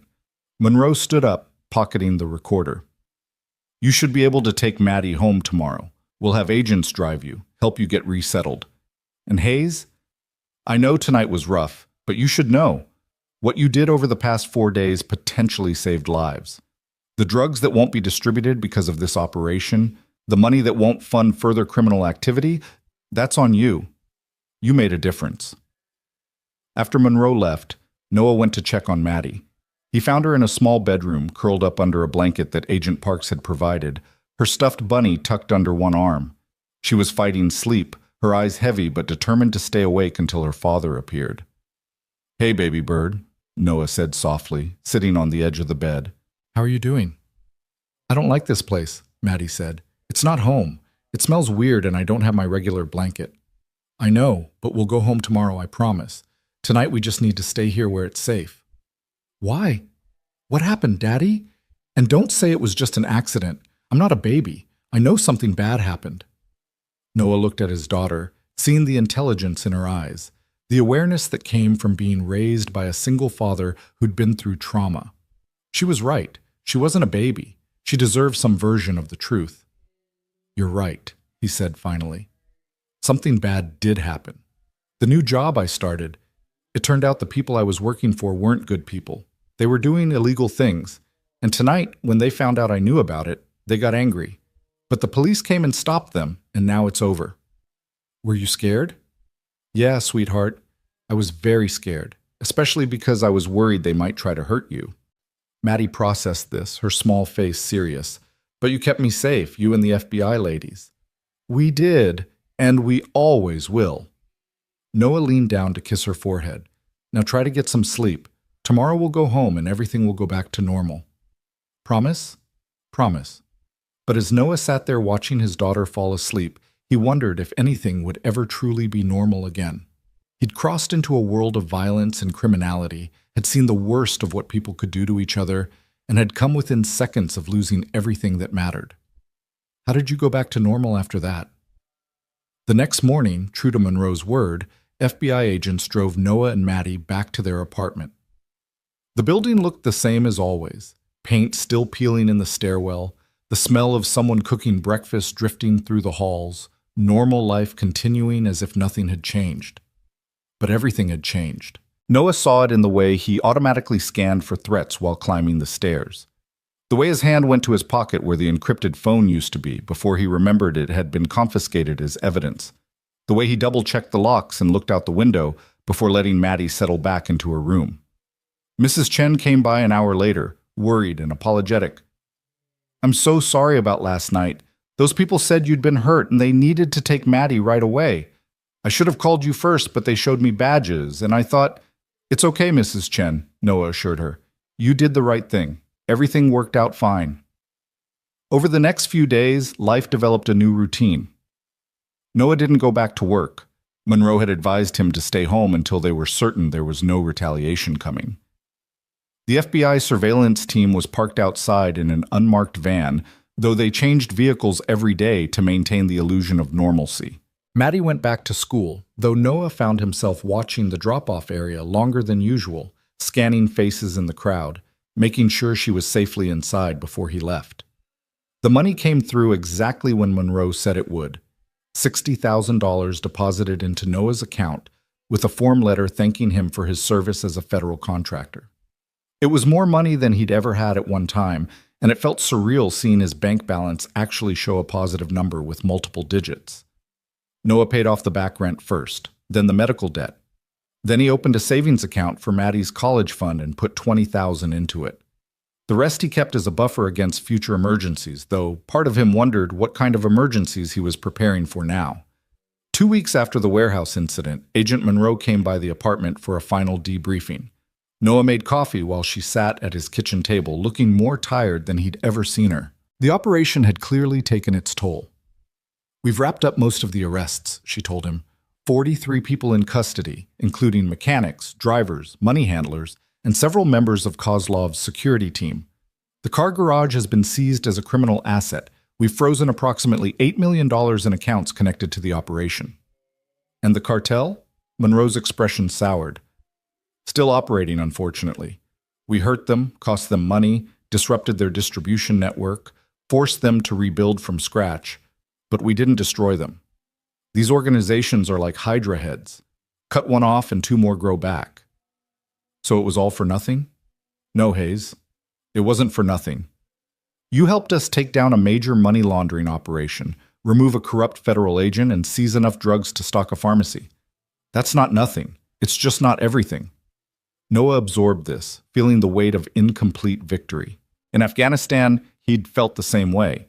They'd complete a mission, eliminate a target, achieve their objective, but the war continued. The enemy adapted, regrouped, came back. Maybe that's all you could ever hope for, to win individual battles while accepting that the war was never truly over. "There's something else," Monroe said, pulling an envelope from her briefcase. "The Bureau wanted me to give you this personally." Inside the envelope was a letter on official FBI letterhead, signed by someone whose title included multiple acronyms Noah didn't recognize. It thanked him for his service, commended his bravery, and included an open invitation to apply for a position with the Bureau if he was ever interested in law enforcement work. Noah read it twice, then set it on the table. "They're recruiting me." "They're giving you an option," Monroe corrected. "You've got skills that would be valuable in federal law enforcement: combat training, mechanical expertise, the ability to think on your feet under pressure. If you wanted to make this kind of work a career instead of a one-time thing, the door is open." "And if I don't want that? If I just want to go back to fixing cars and raising my daughter?" "Then you go back to fixing cars and raising your daughter. No one's going to pressure you, Hayes. You've done your part. Whatever comes next is entirely your choice." After Monroe left, Noah sat at his kitchen table with the letter in front of him and thought about choices. He could take the FBI up on their offer, train for a new career in law enforcement, use his skills to continue fighting the kind of people who'd destroyed his wife. It would give his life purpose, meaning, a sense that he was making a difference in the world. But it would also mean more danger, more violence, more nights away from Maddie, more situations where he'd have to choose between duty and family, between what was right and what was safe. Noah picked up the letter and walked to Maddie's room. She was on her bed drawing another picture. This one showed their apartment building again, but this time there were people in the windows, families, normal people living normal lives. "What do you think?" she asked, holding it up for inspection. "I'm going to give it to Mrs. Chen, since she was nice to me that scary night. I think it's beautiful, baby bird." Noah sat down next to her, the letter still in his hand. "Can I ask you something?" "Sure, Daddy." "Do you remember what I told you about my job, how I found out the people I was working for were bad people?" "Yeah, you helped stop them, like a hero."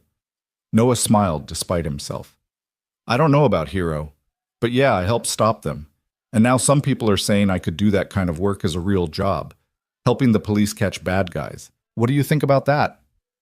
Maddie set down her crayons and looked at him with those serious eyes that made her seem older than 7.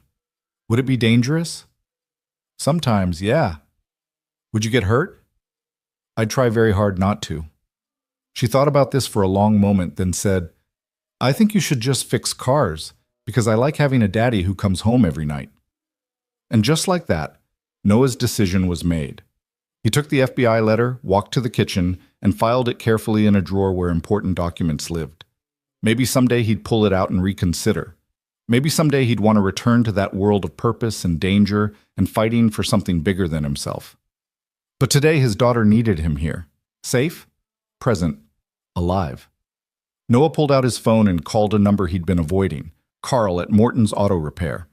The conversation was awkward, but ended with an offer to come back whenever he was ready. The pay would never make him rich, but it would pay the bills. And with the FBI money as a buffer, Noah could actually build a life instead of just surviving day to day. That evening, after dinner and homework and the usual bedtime routine, Noah stood at his kitchen window looking out over Atlanta's nighttime skyline. Somewhere out there, criminals were planning operations. Somewhere out there, FBI agents were working to stop them. Somewhere out there, the war continued. But here, in this small apartment with its peeling paint and secondhand furniture, Noah Hayes had finally found something worth more than any mission objective. He had found peace. And that night, for the first time in years, Noah Hayes slept deeply and dreamlessly, with his daughter safe in the next room and no encrypted phone buzzing with urgent messages. The storm had passed, and morning would bring a new kind of normal, one built not on adrenaline and danger, but on the quiet satisfaction of being exactly where he needed to be. 3 months passed with the kind of peaceful monotony that Noah had once taken for granted, but now treasured like gold. He returned to Morton's Auto Repair, and Carl welcomed him back with gruff understanding and no questions about where he'd been. The work was exactly as mundane as it had always been: oil changes, brake repairs, the occasional transmission job, but Noah found himself grateful for every predictable, safe moment of it. Maddie thrived with the stability. Her nightmares about the scary night, as she called it, gradually faded into the background noise of childhood fears that could be soothed with a nightlight and her father's presence. She threw herself into school with renewed energy, bringing home artwork and spelling tests and stories about her friends that Noah listened to with the kind of attention most people reserved for crucial business meetings. The FBI surveillance team had been reduced to periodic check-ins after the first month, and by the third month, Agent Monroe called to tell Noah they were pulling the protection detail entirely. No credible threats had materialized, and with most of Kozlov's organization either in custody or scattered to the winds, the danger had passed. "You're officially off our radar," Monroe told him during their final phone call. "How does it feel?" "Strange," Noah admitted. "I spent 3 months looking over my shoulder, and now I have to remember not to." "That's normal. The hypervigilance will fade with time. Just live your life, Hayes. You've earned it." But life had a way of refusing to stay simple, and Noah should have known better than to expect anything different. It was a Thursday morning in late January, cold and gray with the kind of drizzle that made Atlanta feel like a different city entirely. Noah was under the hood of a Camry, diagnosing a mysterious rattle, when Carl appeared at his elbow with an expression that immediately put Noah on alert. "There's someone here to see you," Carl said. "Says it's important. She's waiting out front." Noah wiped his hands on a shop rag and walked to the front office, expecting maybe an FBI agent with follow-up questions or paperwork to sign. What he found instead was a woman in her mid-30s, expensively dressed in a way that stood out in the utilitarian surroundings of an auto repair shop. She had dark hair, Mediterranean features, and eyes that assessed Noah with the kind of careful attention that set off every alarm bell his training had installed. "Mr. Hayes," she said, extending her hand, "my name is Sofia Cardenas. I was hoping we could talk privately." Noah didn't take her hand. "Who are you?" "Someone with information you need to hear. Please, it's important. Just 10 minutes of your time." Every instinct Noah had screamed danger, but curiosity and the nagging sense that unfinished business was finally catching up to him made him nod. He led her to a small break room in the back, closing the door and positioning himself between her and the exit. "You have 5 minutes," he said. "Talk." Sofia Cardenas sat down gracefully, crossing her legs and studying Noah with that same careful assessment. "You probably don't know who I am, but I know quite a bit about you. Former Army Ranger, single father, the man who helped the FBI bring down Vincent Kozlov's operation 3 months ago." That's public record if you know where to look. Get to the point. The point, Mr. Hayes, is that Vincent Kozlov didn't die in that warehouse fire, and he's very interested in having a conversation with you. The words hit Noah like a physical blow. He'd watched the vehicle burn, had seen the bodies inside, had read Monroe's reports confirming that both Kozlov and Dane had been killed in the crash and subsequent fire. The dental records had matched. The case had been closed. "You're lying," Noah said flatly. "Kozlov's dead. I saw the body." "You saw a body," Sophia corrected.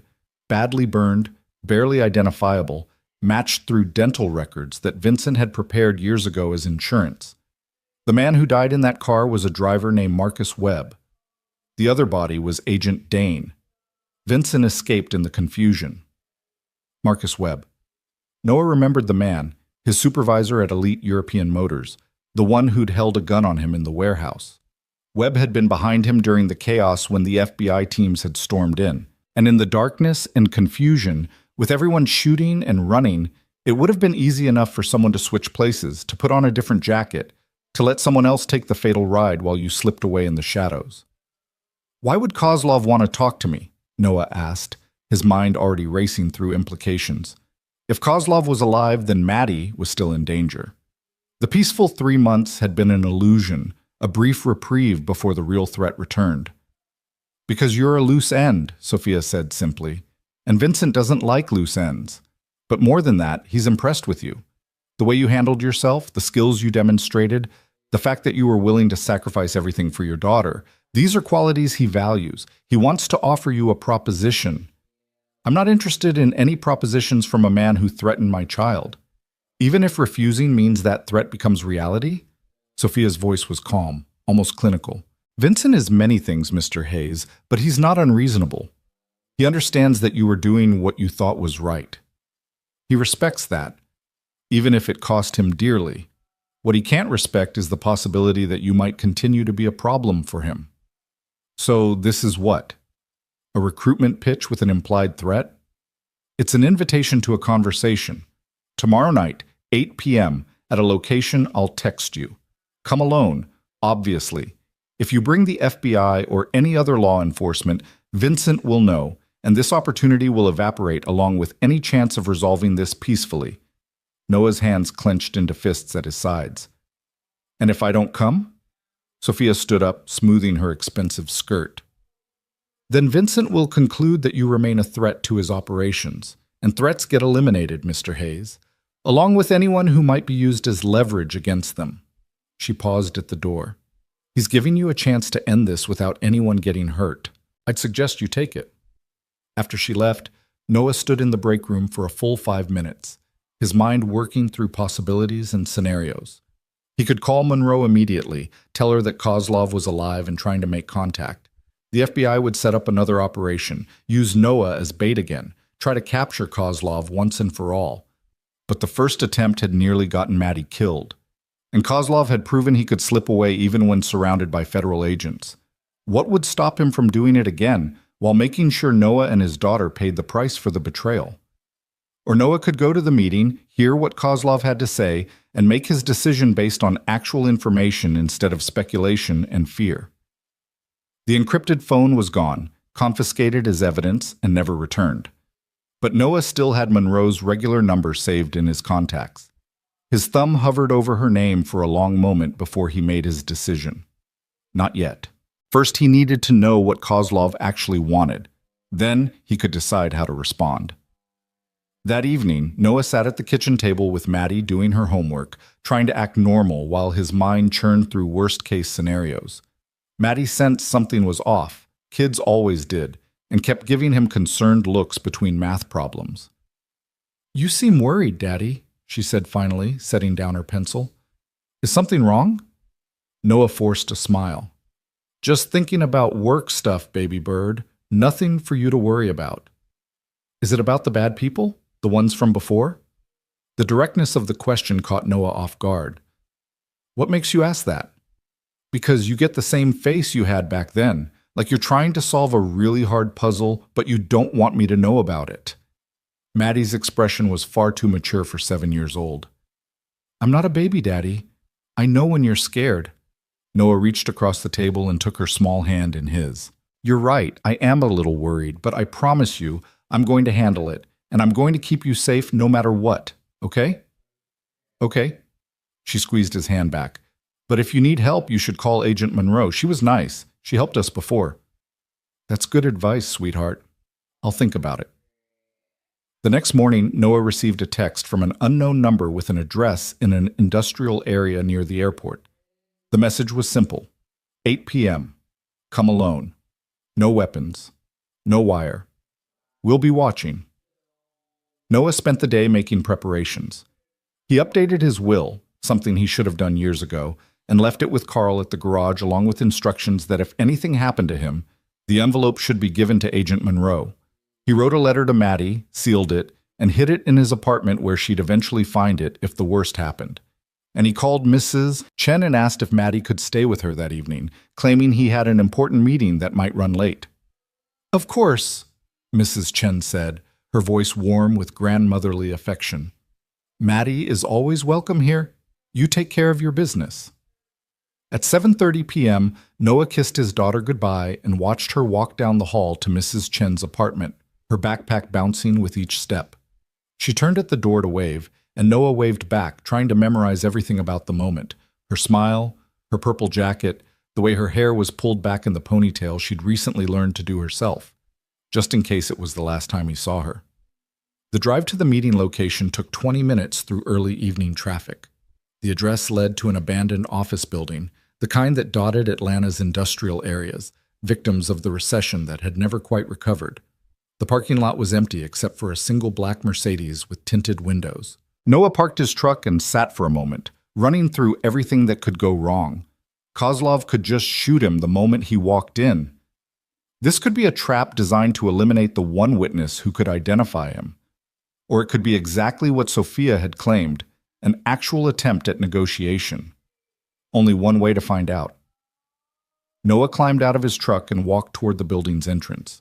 The door was unlocked, opening into a lobby that smelled of mildew and abandonment. Fluorescent lights flickered overhead, creating shadows that moved with nauseating irregularity. At the far end of the lobby, another door stood open, spilling warm light into the gloom. Noah walked through it and found himself in what had once been a conference room. A table sat in the center, and at the head of that table sat Vincent Kozlov, looking exactly as he had 3 months ago. Expensive suit, silver hair, cold eyes that calculated value and threat with every glance. Sofia Cardenas stood behind him, along with 2 large men who were clearly security. Both had the build and bearing of former military, and both had visible weapons holstered at their hips. "Mr. Hayes," Kozlov said, gesturing to a chair across from him. "Thank you for coming. Please sit. We have much to discuss." Noah remained standing. "You threatened my daughter. You tried to have us killed. Why should I discuss anything with you?" "Because I'm offering you something better than looking over your shoulder for the rest of your life." Kozlov leaned back in his chair, completely at ease despite being wanted by federal law enforcement. "Sit down, Mr. Hayes. You're not in danger here. If I wanted you dead, you'd have never made it into the parking lot." The logic was sound, if deeply unsettling. Noah pulled out the chair and sat, keeping his hands visible on the table and his exit routes mapped in his mind. 3 months ago, Kozlov began, "you cost me approximately $12 million in assets, got 43 of my employees arrested, and forced me to fake my own death to avoid federal prison. By any reasonable standard, I should want you dead. And yet, here we are, having a civilized conversation. Do you know why? Because you're lonely and needed someone to talk to?" Noah's sarcasm earned a thin smile from Kozlov. "Because you demonstrated qualities that I value more than money or even revenge. Loyalty, tactical thinking, the ability to make hard decisions under pressure, and above all, a willingness to do whatever it takes to protect what matters to you." Kozlov folded his hands on the table. "When you were in that warehouse with a gun to your back, you were seconds away from betraying the FBI to save your daughter. That kind of devotion is rare, Mr. Hayes. It's also exactly what I look for in the people I work with. So this is a job offer. You want me to work for you. Not for me. With me. As a partner in a new operation I'm building." Kozlov pulled out a tablet and slid it across the table. On the screen were photographs of a luxury car dealership, financial spreadsheets, and what looked like architectural plans. I'm starting fresh, learning from the mistakes that allowed the FBI to infiltrate my previous operation. This time, I'm being much more selective about who I bring into my organization. Former military with actual combat experience, people who understand operational security and can be trusted to maintain it. Noah studied the tablet without touching it. And what makes you think I'd ever work with someone who threatened my child? Because I'm offering you something the FBI never could: real security. Not the illusion of safety backed by surveillance teams that eventually get pulled. Not the hope that bad people will simply leave you alone, but actual tangible security for you and your daughter. Kozlov's eyes were intense now, burning with the conviction of someone making a pitch he believed in. I'm offering you $2 million, Mr. Hayes, deposited in an offshore account that no government agency can touch. Enough money to disappear completely, to give Maddie a life anywhere in the world, to never worry about bills or debt, or whether you can afford her college education. $2 million. The number was so absurd that Noah almost laughed.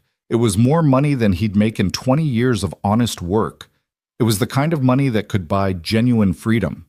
It was also blood money, paid for with the suffering of countless people destroyed by the drugs and violence that Kozlov's organization trafficked in. And in exchange, Noah asked, what would I have to do for this $2 million? Provide security consultation, help train personnel, use your military experience to help me build an organization that's resistant to law enforcement infiltration. 3 years of work, Mr. Hayes. Just 3 years. Then you take your money, disappear to whatever country sounds nice, and raise your daughter in comfort and safety.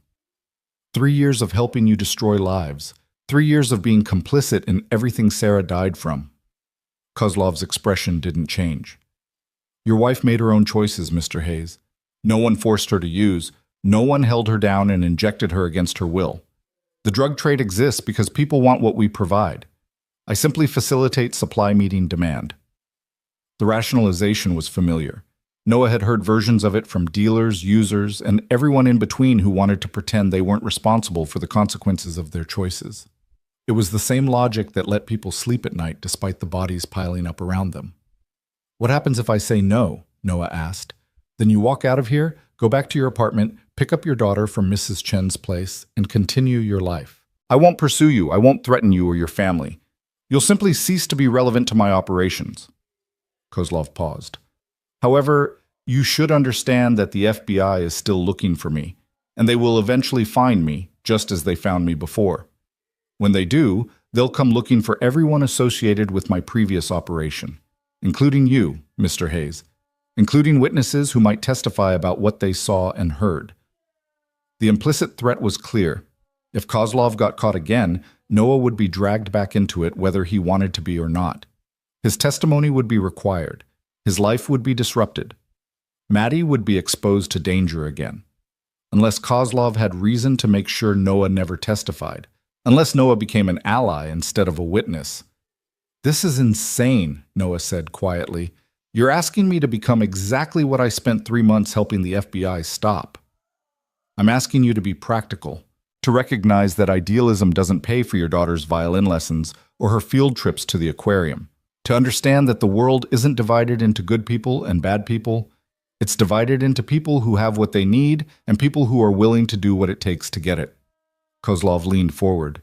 You've already crossed lines you never thought you would cross, Mr. Hayes. You went undercover, you lied, you built relationships with people just to betray them. How is what I'm offering any different? Because I was trying to stop people from dying. You're trying to profit from it. And yet, people kept dying anyway. Your wife died despite your service to your country. People are dying right now while we have this conversation, and they'll keep dying whether I'm in business or not. The only question is whether you profit from the tragedy or remain a victim of it. Noah stood up, pushing his chair back with enough force to make it scrape loudly against the floor. I need time to think about this. Of course, you have 24 hours to make your decision. After that, the offer expires and we go our separate ways. Kozlov stood as well, buttoning his suit jacket with practiced precision. One more thing, Mr. Hayes. I meant what I said about your daughter. If you choose to walk away, I give you my word that she'll never be threatened by me or anyone in my organization. But if you choose to betray this meeting to the FBI, if you try to set up another trap, then all bets are off. Do we understand each other?" "Perfectly." Noah walked out of the building, climbed into his truck, and sat there for 10 minutes with his hands gripping the steering wheel so hard his knuckles went white. Everything Kozlov had said was designed to create doubt, to blur the lines between right and wrong, to make it seem like the only rational choice was to take the money and run. And the terrifying thing was, part of Noah could see the logic in it. $2 million would solve every problem he had.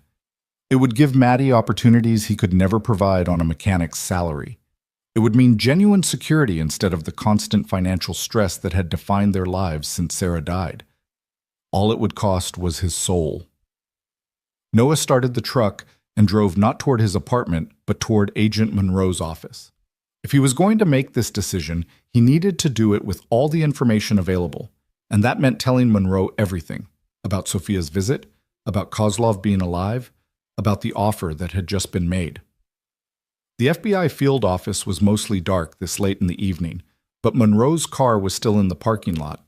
Noah called her from the lobby, and she came down to meet him with an expression that shifted from surprise to concern the moment she saw his face. "Hayes, what's wrong?" "We need to talk, privately." 10 minutes later, they were in a secure conference room, and Noah was laying out everything. Sophia's visit, the meeting with Kozlov, the job offer, all of it. Monroe listened without interrupting, her expression growing darker with each detail. "He's alive," she said when Noah finished. "Jesus Christ, he's been alive this whole time, and we've had the case marked closed. The question is, what do we do about it?" Monroe stood up and paced the conference room, her mind clearly working through possibilities. "We set up another operation, use you to get to him. This time we'll be ready for his escape tactics. We'll have thermal imaging, multiple perimeter teams, air support if needed. We can catch him, Hayes. And if he slips away again, if he decides I'm more trouble than I'm worth and comes after Maddie, we'll provide protection, real protection this time, not just surveillance. We can put you both in protective custody until when, Monroe? Until Kozlov's dead? Until every member of his organization is in prison? How long does Maddie live in a safe house, going to a new school, making no friends, living in fear?" Noah shook his head. "I can't do that to her. I won't." Monroe stopped pacing and looked at him with something like understanding in her eyes. "What are you saying, Hayes?" "I'm saying that maybe the only way to end this is to take Kozlov's offer. Take the money, disappear with Maddie to somewhere safe, and let you guys catch him on your own timeline without using us as bait. That's running away. That's letting him win. That's choosing my daughter's safety over fighting a war I can't win." Noah's voice was harder now, the decision crystallizing as he spoke it aloud. "You said it yourself 3 months ago. These organizations are like Hydra heads. Cut one off and 2 more grow back. Kozlov's going to rebuild his operation whether I help the FBI or not. The only variable is whether Maddie and I are safe while it happens." Monroe sat down heavily, and for a long moment neither of them spoke. Finally, she said quietly, "If you take that money, you become complicit in everything he does going forward. Every overdose, every life destroyed, you'll carry that weight." "I already carry that weight, Monroe. I carried it the day I couldn't save Sarah. I'll carry it for the rest of my life. But at least this way, my daughter survives to have a life. That has to count for something." "What if there's another option?" Monroe leaned forward, her eyes intense. "What if we fake your acceptance? You tell Kozlov yes, you start working with him, but you're feeding us information the whole time. We build a case that's ironclad, we take him down permanently, and you still get to keep the money as payment for your work as a federal asset." Noah had been expecting this pitch. It was the obvious play from the FBI's perspective, but he'd also learned enough over the past 3 months to know how it would end. "And when Kozlov figures out I'm FBI, not if, but when, what happens then? You swoop in with tactical teams again? We all cross our fingers and hope he doesn't have another escape plan prepared?" Noah shook his head. "I'm not doing it, Monroe. I'm not putting Maddie through that again. I'm done being your bait." "So you're just going to take blood money and run? That's your solution?" "That's my survival plan. There's a difference." Monroe stood up, her expression a mixture of disappointment and reluctant understanding. If you do this, I can't protect you. The moment you take money from Kozlov, you become a criminal in the eyes of federal law. If you ever come back to the U.S., if we ever catch you, you'll be prosecuted. I understand. And you're okay with that? With becoming exactly what you helped us fight against? Noah thought about Sarah, about the drugs that killed her, about every justification he'd used to convince himself he was one of the good guys. And then he thought about Maddie's smile, about her drawings taped to the refrigerator, about the way she'd waved goodbye just hours ago without knowing it might be the last time. I'm not okay with any of this, Noah said quietly, but I'm choosing my daughter over everything else. If that makes me a bad guy in your book, I'll live with it, because at least I'll be alive to live with it. Monroe walked to the door, then paused with her hand on the handle. For what it's worth, Hayes, I understand why you're doing this. If I had a kid, I'd probably make the same choice, but that doesn't make it right. I stopped caring about right and wrong the moment someone threatened my daughter. Now I only care about safe and unsafe. After Monroe left, Noah sat in the conference room for another hour, staring at the walls and accepting the full weight of the decision he'd just made. He was going to take Kozlov's money. He was going to disappear with Maddie to some country where the FBI couldn't touch them and Kozlov's organization couldn't find them.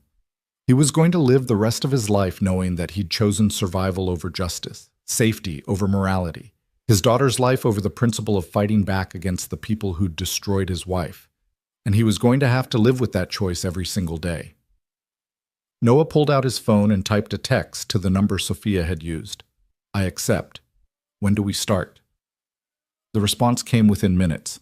Tomorrow, 10 a.m., same location. Bring your daughter. You'll both need new passports and you'll be leaving the country immediately. Bring Maddie. Noah's stomach turned at the thought of taking her to meet Kozlov, of exposing her to the man who'd threatened her life. But it made sense from Kozlov's perspective. Having Maddie present ensured Noah couldn't betray the meeting to the FBI, couldn't turn it into another trap. She was both hostage and insurance policy. Noah drove home in a fog, his mind already shifting into the practical logistics of disappearing. He'd have to pack light, take only what would fit in a couple of suitcases, leave the apartment and everything in it behind, pull Maddie out of school without explanation, say goodbye to Mrs. Chen and Carl and everyone else who'd been part of their lives, all without telling them why or where they were going. And he'd have to figure out how to explain it all to Maddie in a way that didn't terrify her or make her understand the full weight of what her father had just agreed to do. When Noah got home, he found Maddie asleep on Mrs. Chen's couch, curled up under a blanket with her homework scattered on the coffee table. Mrs. Chen had fallen asleep in her armchair, the TV playing softly in the background. Noah gently scooped up his daughter, whispered his thanks to Mrs. Chen, and carried Maddie back to their apartment. He tucked her into bed, watching her sleep peacefully, unaware that tomorrow her entire life would change. And as Noah stood there in her doorway, he made a silent promise to her and to the memory of Sarah. He would keep Maddie safe, no matter what it cost him, no matter what compromises he had to make, no matter how far he had to run or what he had to become in the process. She would have a life. She would have opportunities. She would grow up safe and loved and free from the violence that had destroyed her mother. Even if it meant Noah Hayes would spend the rest of his life as a criminal, living in exile, carrying the weight of everything he'd become. The next morning, Noah woke Maddie early and told her they were going on an adventure.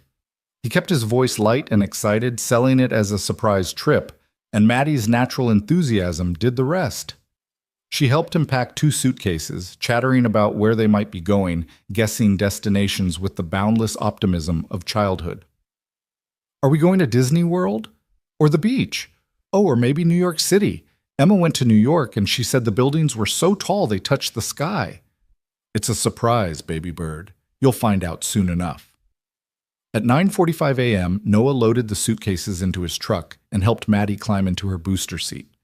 He took one last look at their apartment building, the peeling paint, the cracked concrete, the home that had sheltered them through the worst years of his life, and felt something twist in his chest. Then he started the truck and drove toward the abandoned office building, toward Kozlov's offer, toward a future he couldn't quite imagine, but knew would be nothing like the life he'd planned. The black Mercedes was already in the parking lot when they arrived, along with a white van with tinted windows. Sofia Cardenas stood beside the van, and when she saw Noah pull in with Maddie in the truck, her expression shifted to something almost sympathetic. "Mr. Hayes," she said as Noah climbed out, "and this must be Maddie." Maddie clung to Noah's hand, suddenly shy in the presence of a stranger. "Daddy? Who's that lady?" "This is Sophia. She's going to help us with our adventure." Kozlov emerged from the building, and despite everything, Noah felt his body tense at the sight of the man who'd threatened his daughter. But Kozlov's expression was different now. Not cold and calculating, but something almost gentle as he looked at Maddie. "Hello, Maddie," Kozlov said, crouching down to her level. "My name is Vincent. Your father and I are going to help you go somewhere safe and beautiful. Would you like that?" Maddie looked up at Noah, uncertain. "Daddy?" "It's okay, baby bird. We're going on a trip together. You, me, and these people who are going to help us." "But what about school? What about my field trip to the aquarium?" Noah's throat tightened. "We'll find aquariums where we're going, even better ones, I promise." The next hour was a blur of activity. Sophia took them into the van where a man with camera equipment took photographs for new passports. Kozlov provided them with new names, new identities. Noah became Nathan Harris. Maddie became Madison Harris. The passports were high-quality forgeries, indistinguishable from the real thing.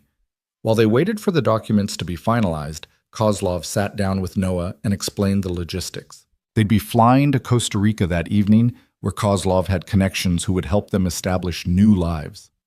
The $2 million would be waiting in an account Noah could access once they arrived. They'd have a house, a car, everything they needed to start over. "One piece of advice," Kozlov said as they reviewed the paperwork. "Don't try to contact anyone from your old life. Not Mrs. Chen, not Agent Monroe, not anyone. The moment you reach out, you create a trail that law enforcement can follow. Your old life is over, Mr. Hayes. You need to let it go completely." "I understand." "Do you?" "Because I've seen people try to maintain connections to their past, and it never ends well. You're choosing to disappear. That means everyone you knew believes you're gone. Let them mourn, let them move on, and you do the same." By 5 p.m., they were at a private airstrip on the outskirts of Atlanta, boarding a small jet that would take them to Costa Rica.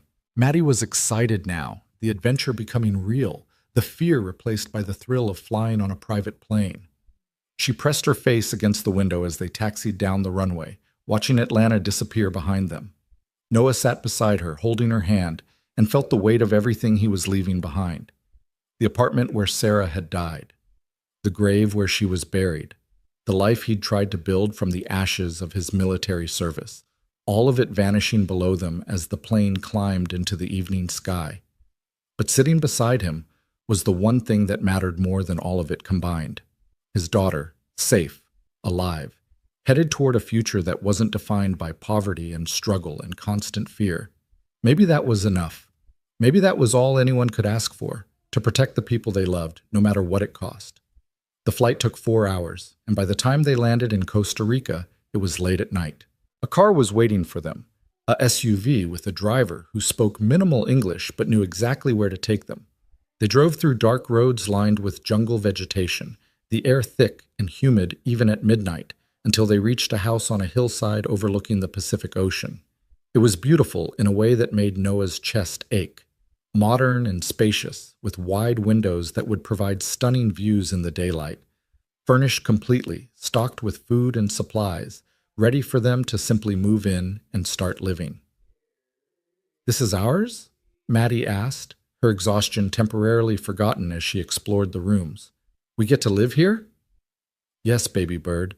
This is our new home." "It's like a palace. Daddy, there's a pool in the backyard. Can we go swimming tomorrow?" "We'll see. First, we need to sleep. It's been a very long day." Noah tucked Maddie into bed in a room that was easily twice the size of her bedroom in Atlanta, watching as her eyes grew heavy despite her excitement. Within minutes, she was asleep, her stuffed bunny clutched to her chest, her new life already beginning even as she dreamed. Noah walked out to the terrace, looking at the dark ocean in the distance, listening to the unfamiliar sounds of the jungle at night. Somewhere back in Atlanta, Agent Monroe was probably filing reports, noting that Noah Hayes and his daughter had disappeared. Mrs. Chen would wonder why they hadn't said goodbye. Carl would have to hire another mechanic to cover the suddenly vacant position. And Sarah's grave would go unvisited, flowers wilting in the Georgia sun with no one to replace them. Noah pulled out his new phone, provided by Kozlov, completely untraceable, and almost called Monroe. Almost broke Kozlov's rule about maintaining contact. Almost tried to explain that he'd made the only choice he could live with, but he didn't. Because Kozlov was right, the past was over. Noah Hayes was gone. In his place was Nathan Harris, a man with no history, no military service, no dead wife, no connection to the FBI or to criminal organizations, or to anything except the 7-year-old girl sleeping peacefully in the next room. Over the next several weeks, Noah, Nathan now, he had to remember that, built a new life. He enrolled Maddie in an international school where she thrived among other expatriate children. He learned Spanish from a tutor Kozlov had arranged. He explored the local area, finding beaches and rainforests and small towns that felt like they existed outside of time. The money arrived as promised, sitting in an offshore account that would generate enough interest to support them comfortably for years. Nathan didn't have to work, but he found a small garage in a nearby town where he could fix cars and maintain some sense of purpose. The owner didn't ask questions about his past, and Nathan didn't volunteer information. Maddie adapted with the resilience of childhood. She made friends at school, learned Spanish faster than Nathan, and slowly stopped asking when they were going back to Atlanta. The scary night faded into distant memory, replaced by swimming lessons and birthday parties and field trips to actual rainforests that made the aquarium seem boring by comparison. 6 months after arriving in Costa Rica, Nathan took Maddie to a beach for her 8th birthday. They built sandcastles and hunted for shells and watched the sunset paint the sky in colors that seemed impossible. And as they sat there with the waves lapping at their feet, Maddie said something that made Nathan's heart both break and heal at the same time. "I like our new life, Daddy. Is it okay that I like it better than the old one?" "Of course it's okay, baby bird. That's what I wanted, for you to be happy. I miss Mrs. Chen sometimes, and my old school, but here feels more like home. Does that make sense?" "Perfect sense. Do you think Mommy would like it here?" The question caught Nathan off guard, but he recovered quickly. "I think your mom would love seeing you this happy. That's all she ever wanted." Maddie leaned against him, and they sat there in comfortable silence as the sun finished setting, and Nathan allowed himself to believe for just a moment that he'd made the right choice, that survival and safety were more important than justice and principle, that protecting his daughter justified every compromise he'd made. But late at night, when Maddie was asleep and Nathan sat alone on the terrace with a beer and his thoughts, he couldn't escape the truth. He'd become what he'd fought against. He'd taken blood money and run. He'd chosen personal safety over collective justice.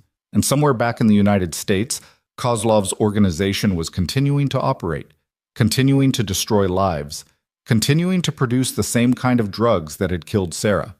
And Nathan had walked away from it all to save one child, his child, while countless others suffered. Was it worth it? He didn't know.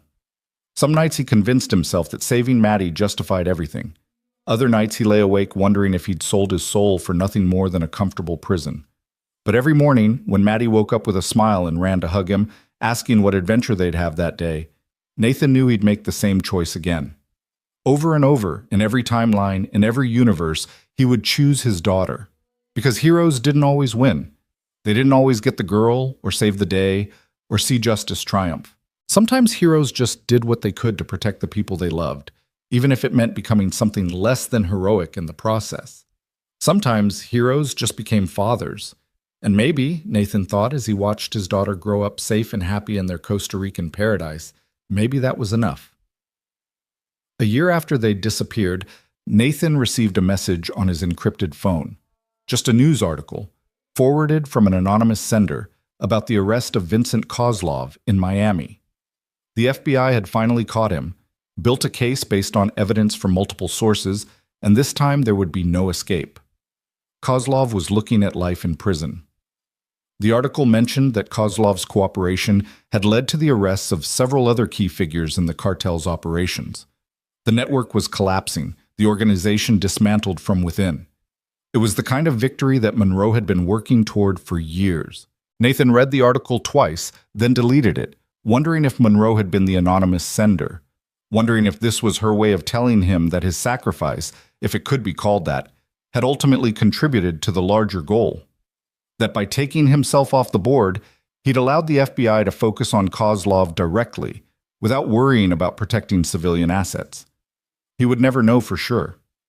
And maybe that was okay. That evening, Nathan took Maddie to a local restaurant that served fresh-caught fish and had tables right on the beach. They ate dinner as the sun set, talking about her day at school, about the science project she was working on, about normal things that normal families talked about. "Daddy," Maddie said as they were finishing dessert, "do you ever miss home?" "I'm home," Nathan replied, reaching across to squeeze her hand. "Wherever you are, that's home. Even if we never go back to Atlanta?" "Even if we never go back to Atlanta." Maddie smiled, satisfied with the answer, and went back to her ice cream. And Nathan sat there watching her, this beautiful child who'd somehow survived everything the world had thrown at her, and felt something close to peace. He wasn't a hero. He wasn't even a good man by most standards. He'd taken money from criminals, fled from justice, and built a new life on a foundation of compromises and moral flexibility that would have disgusted the younger version of himself. But his daughter was safe. She was happy. She was growing up in a world where she didn't have to worry about bill collectors or scary nights, or her father disappearing into dangerous situations. And in the end, maybe that was the only victory that mattered. The sun finished setting over the Pacific, painting the sky in shades of orange and purple that seemed like a benediction. Somewhere across the ocean, in a country Nathan could no longer call home, Agent Monroe was probably celebrating Kozlov's arrest. Mrs. Chen was probably making dinner in her small apartment. Carl was probably locking up the garage for the night. Life continued without them. The world kept turning. Justice and injustice balanced each other out in ways too complex to fully understand.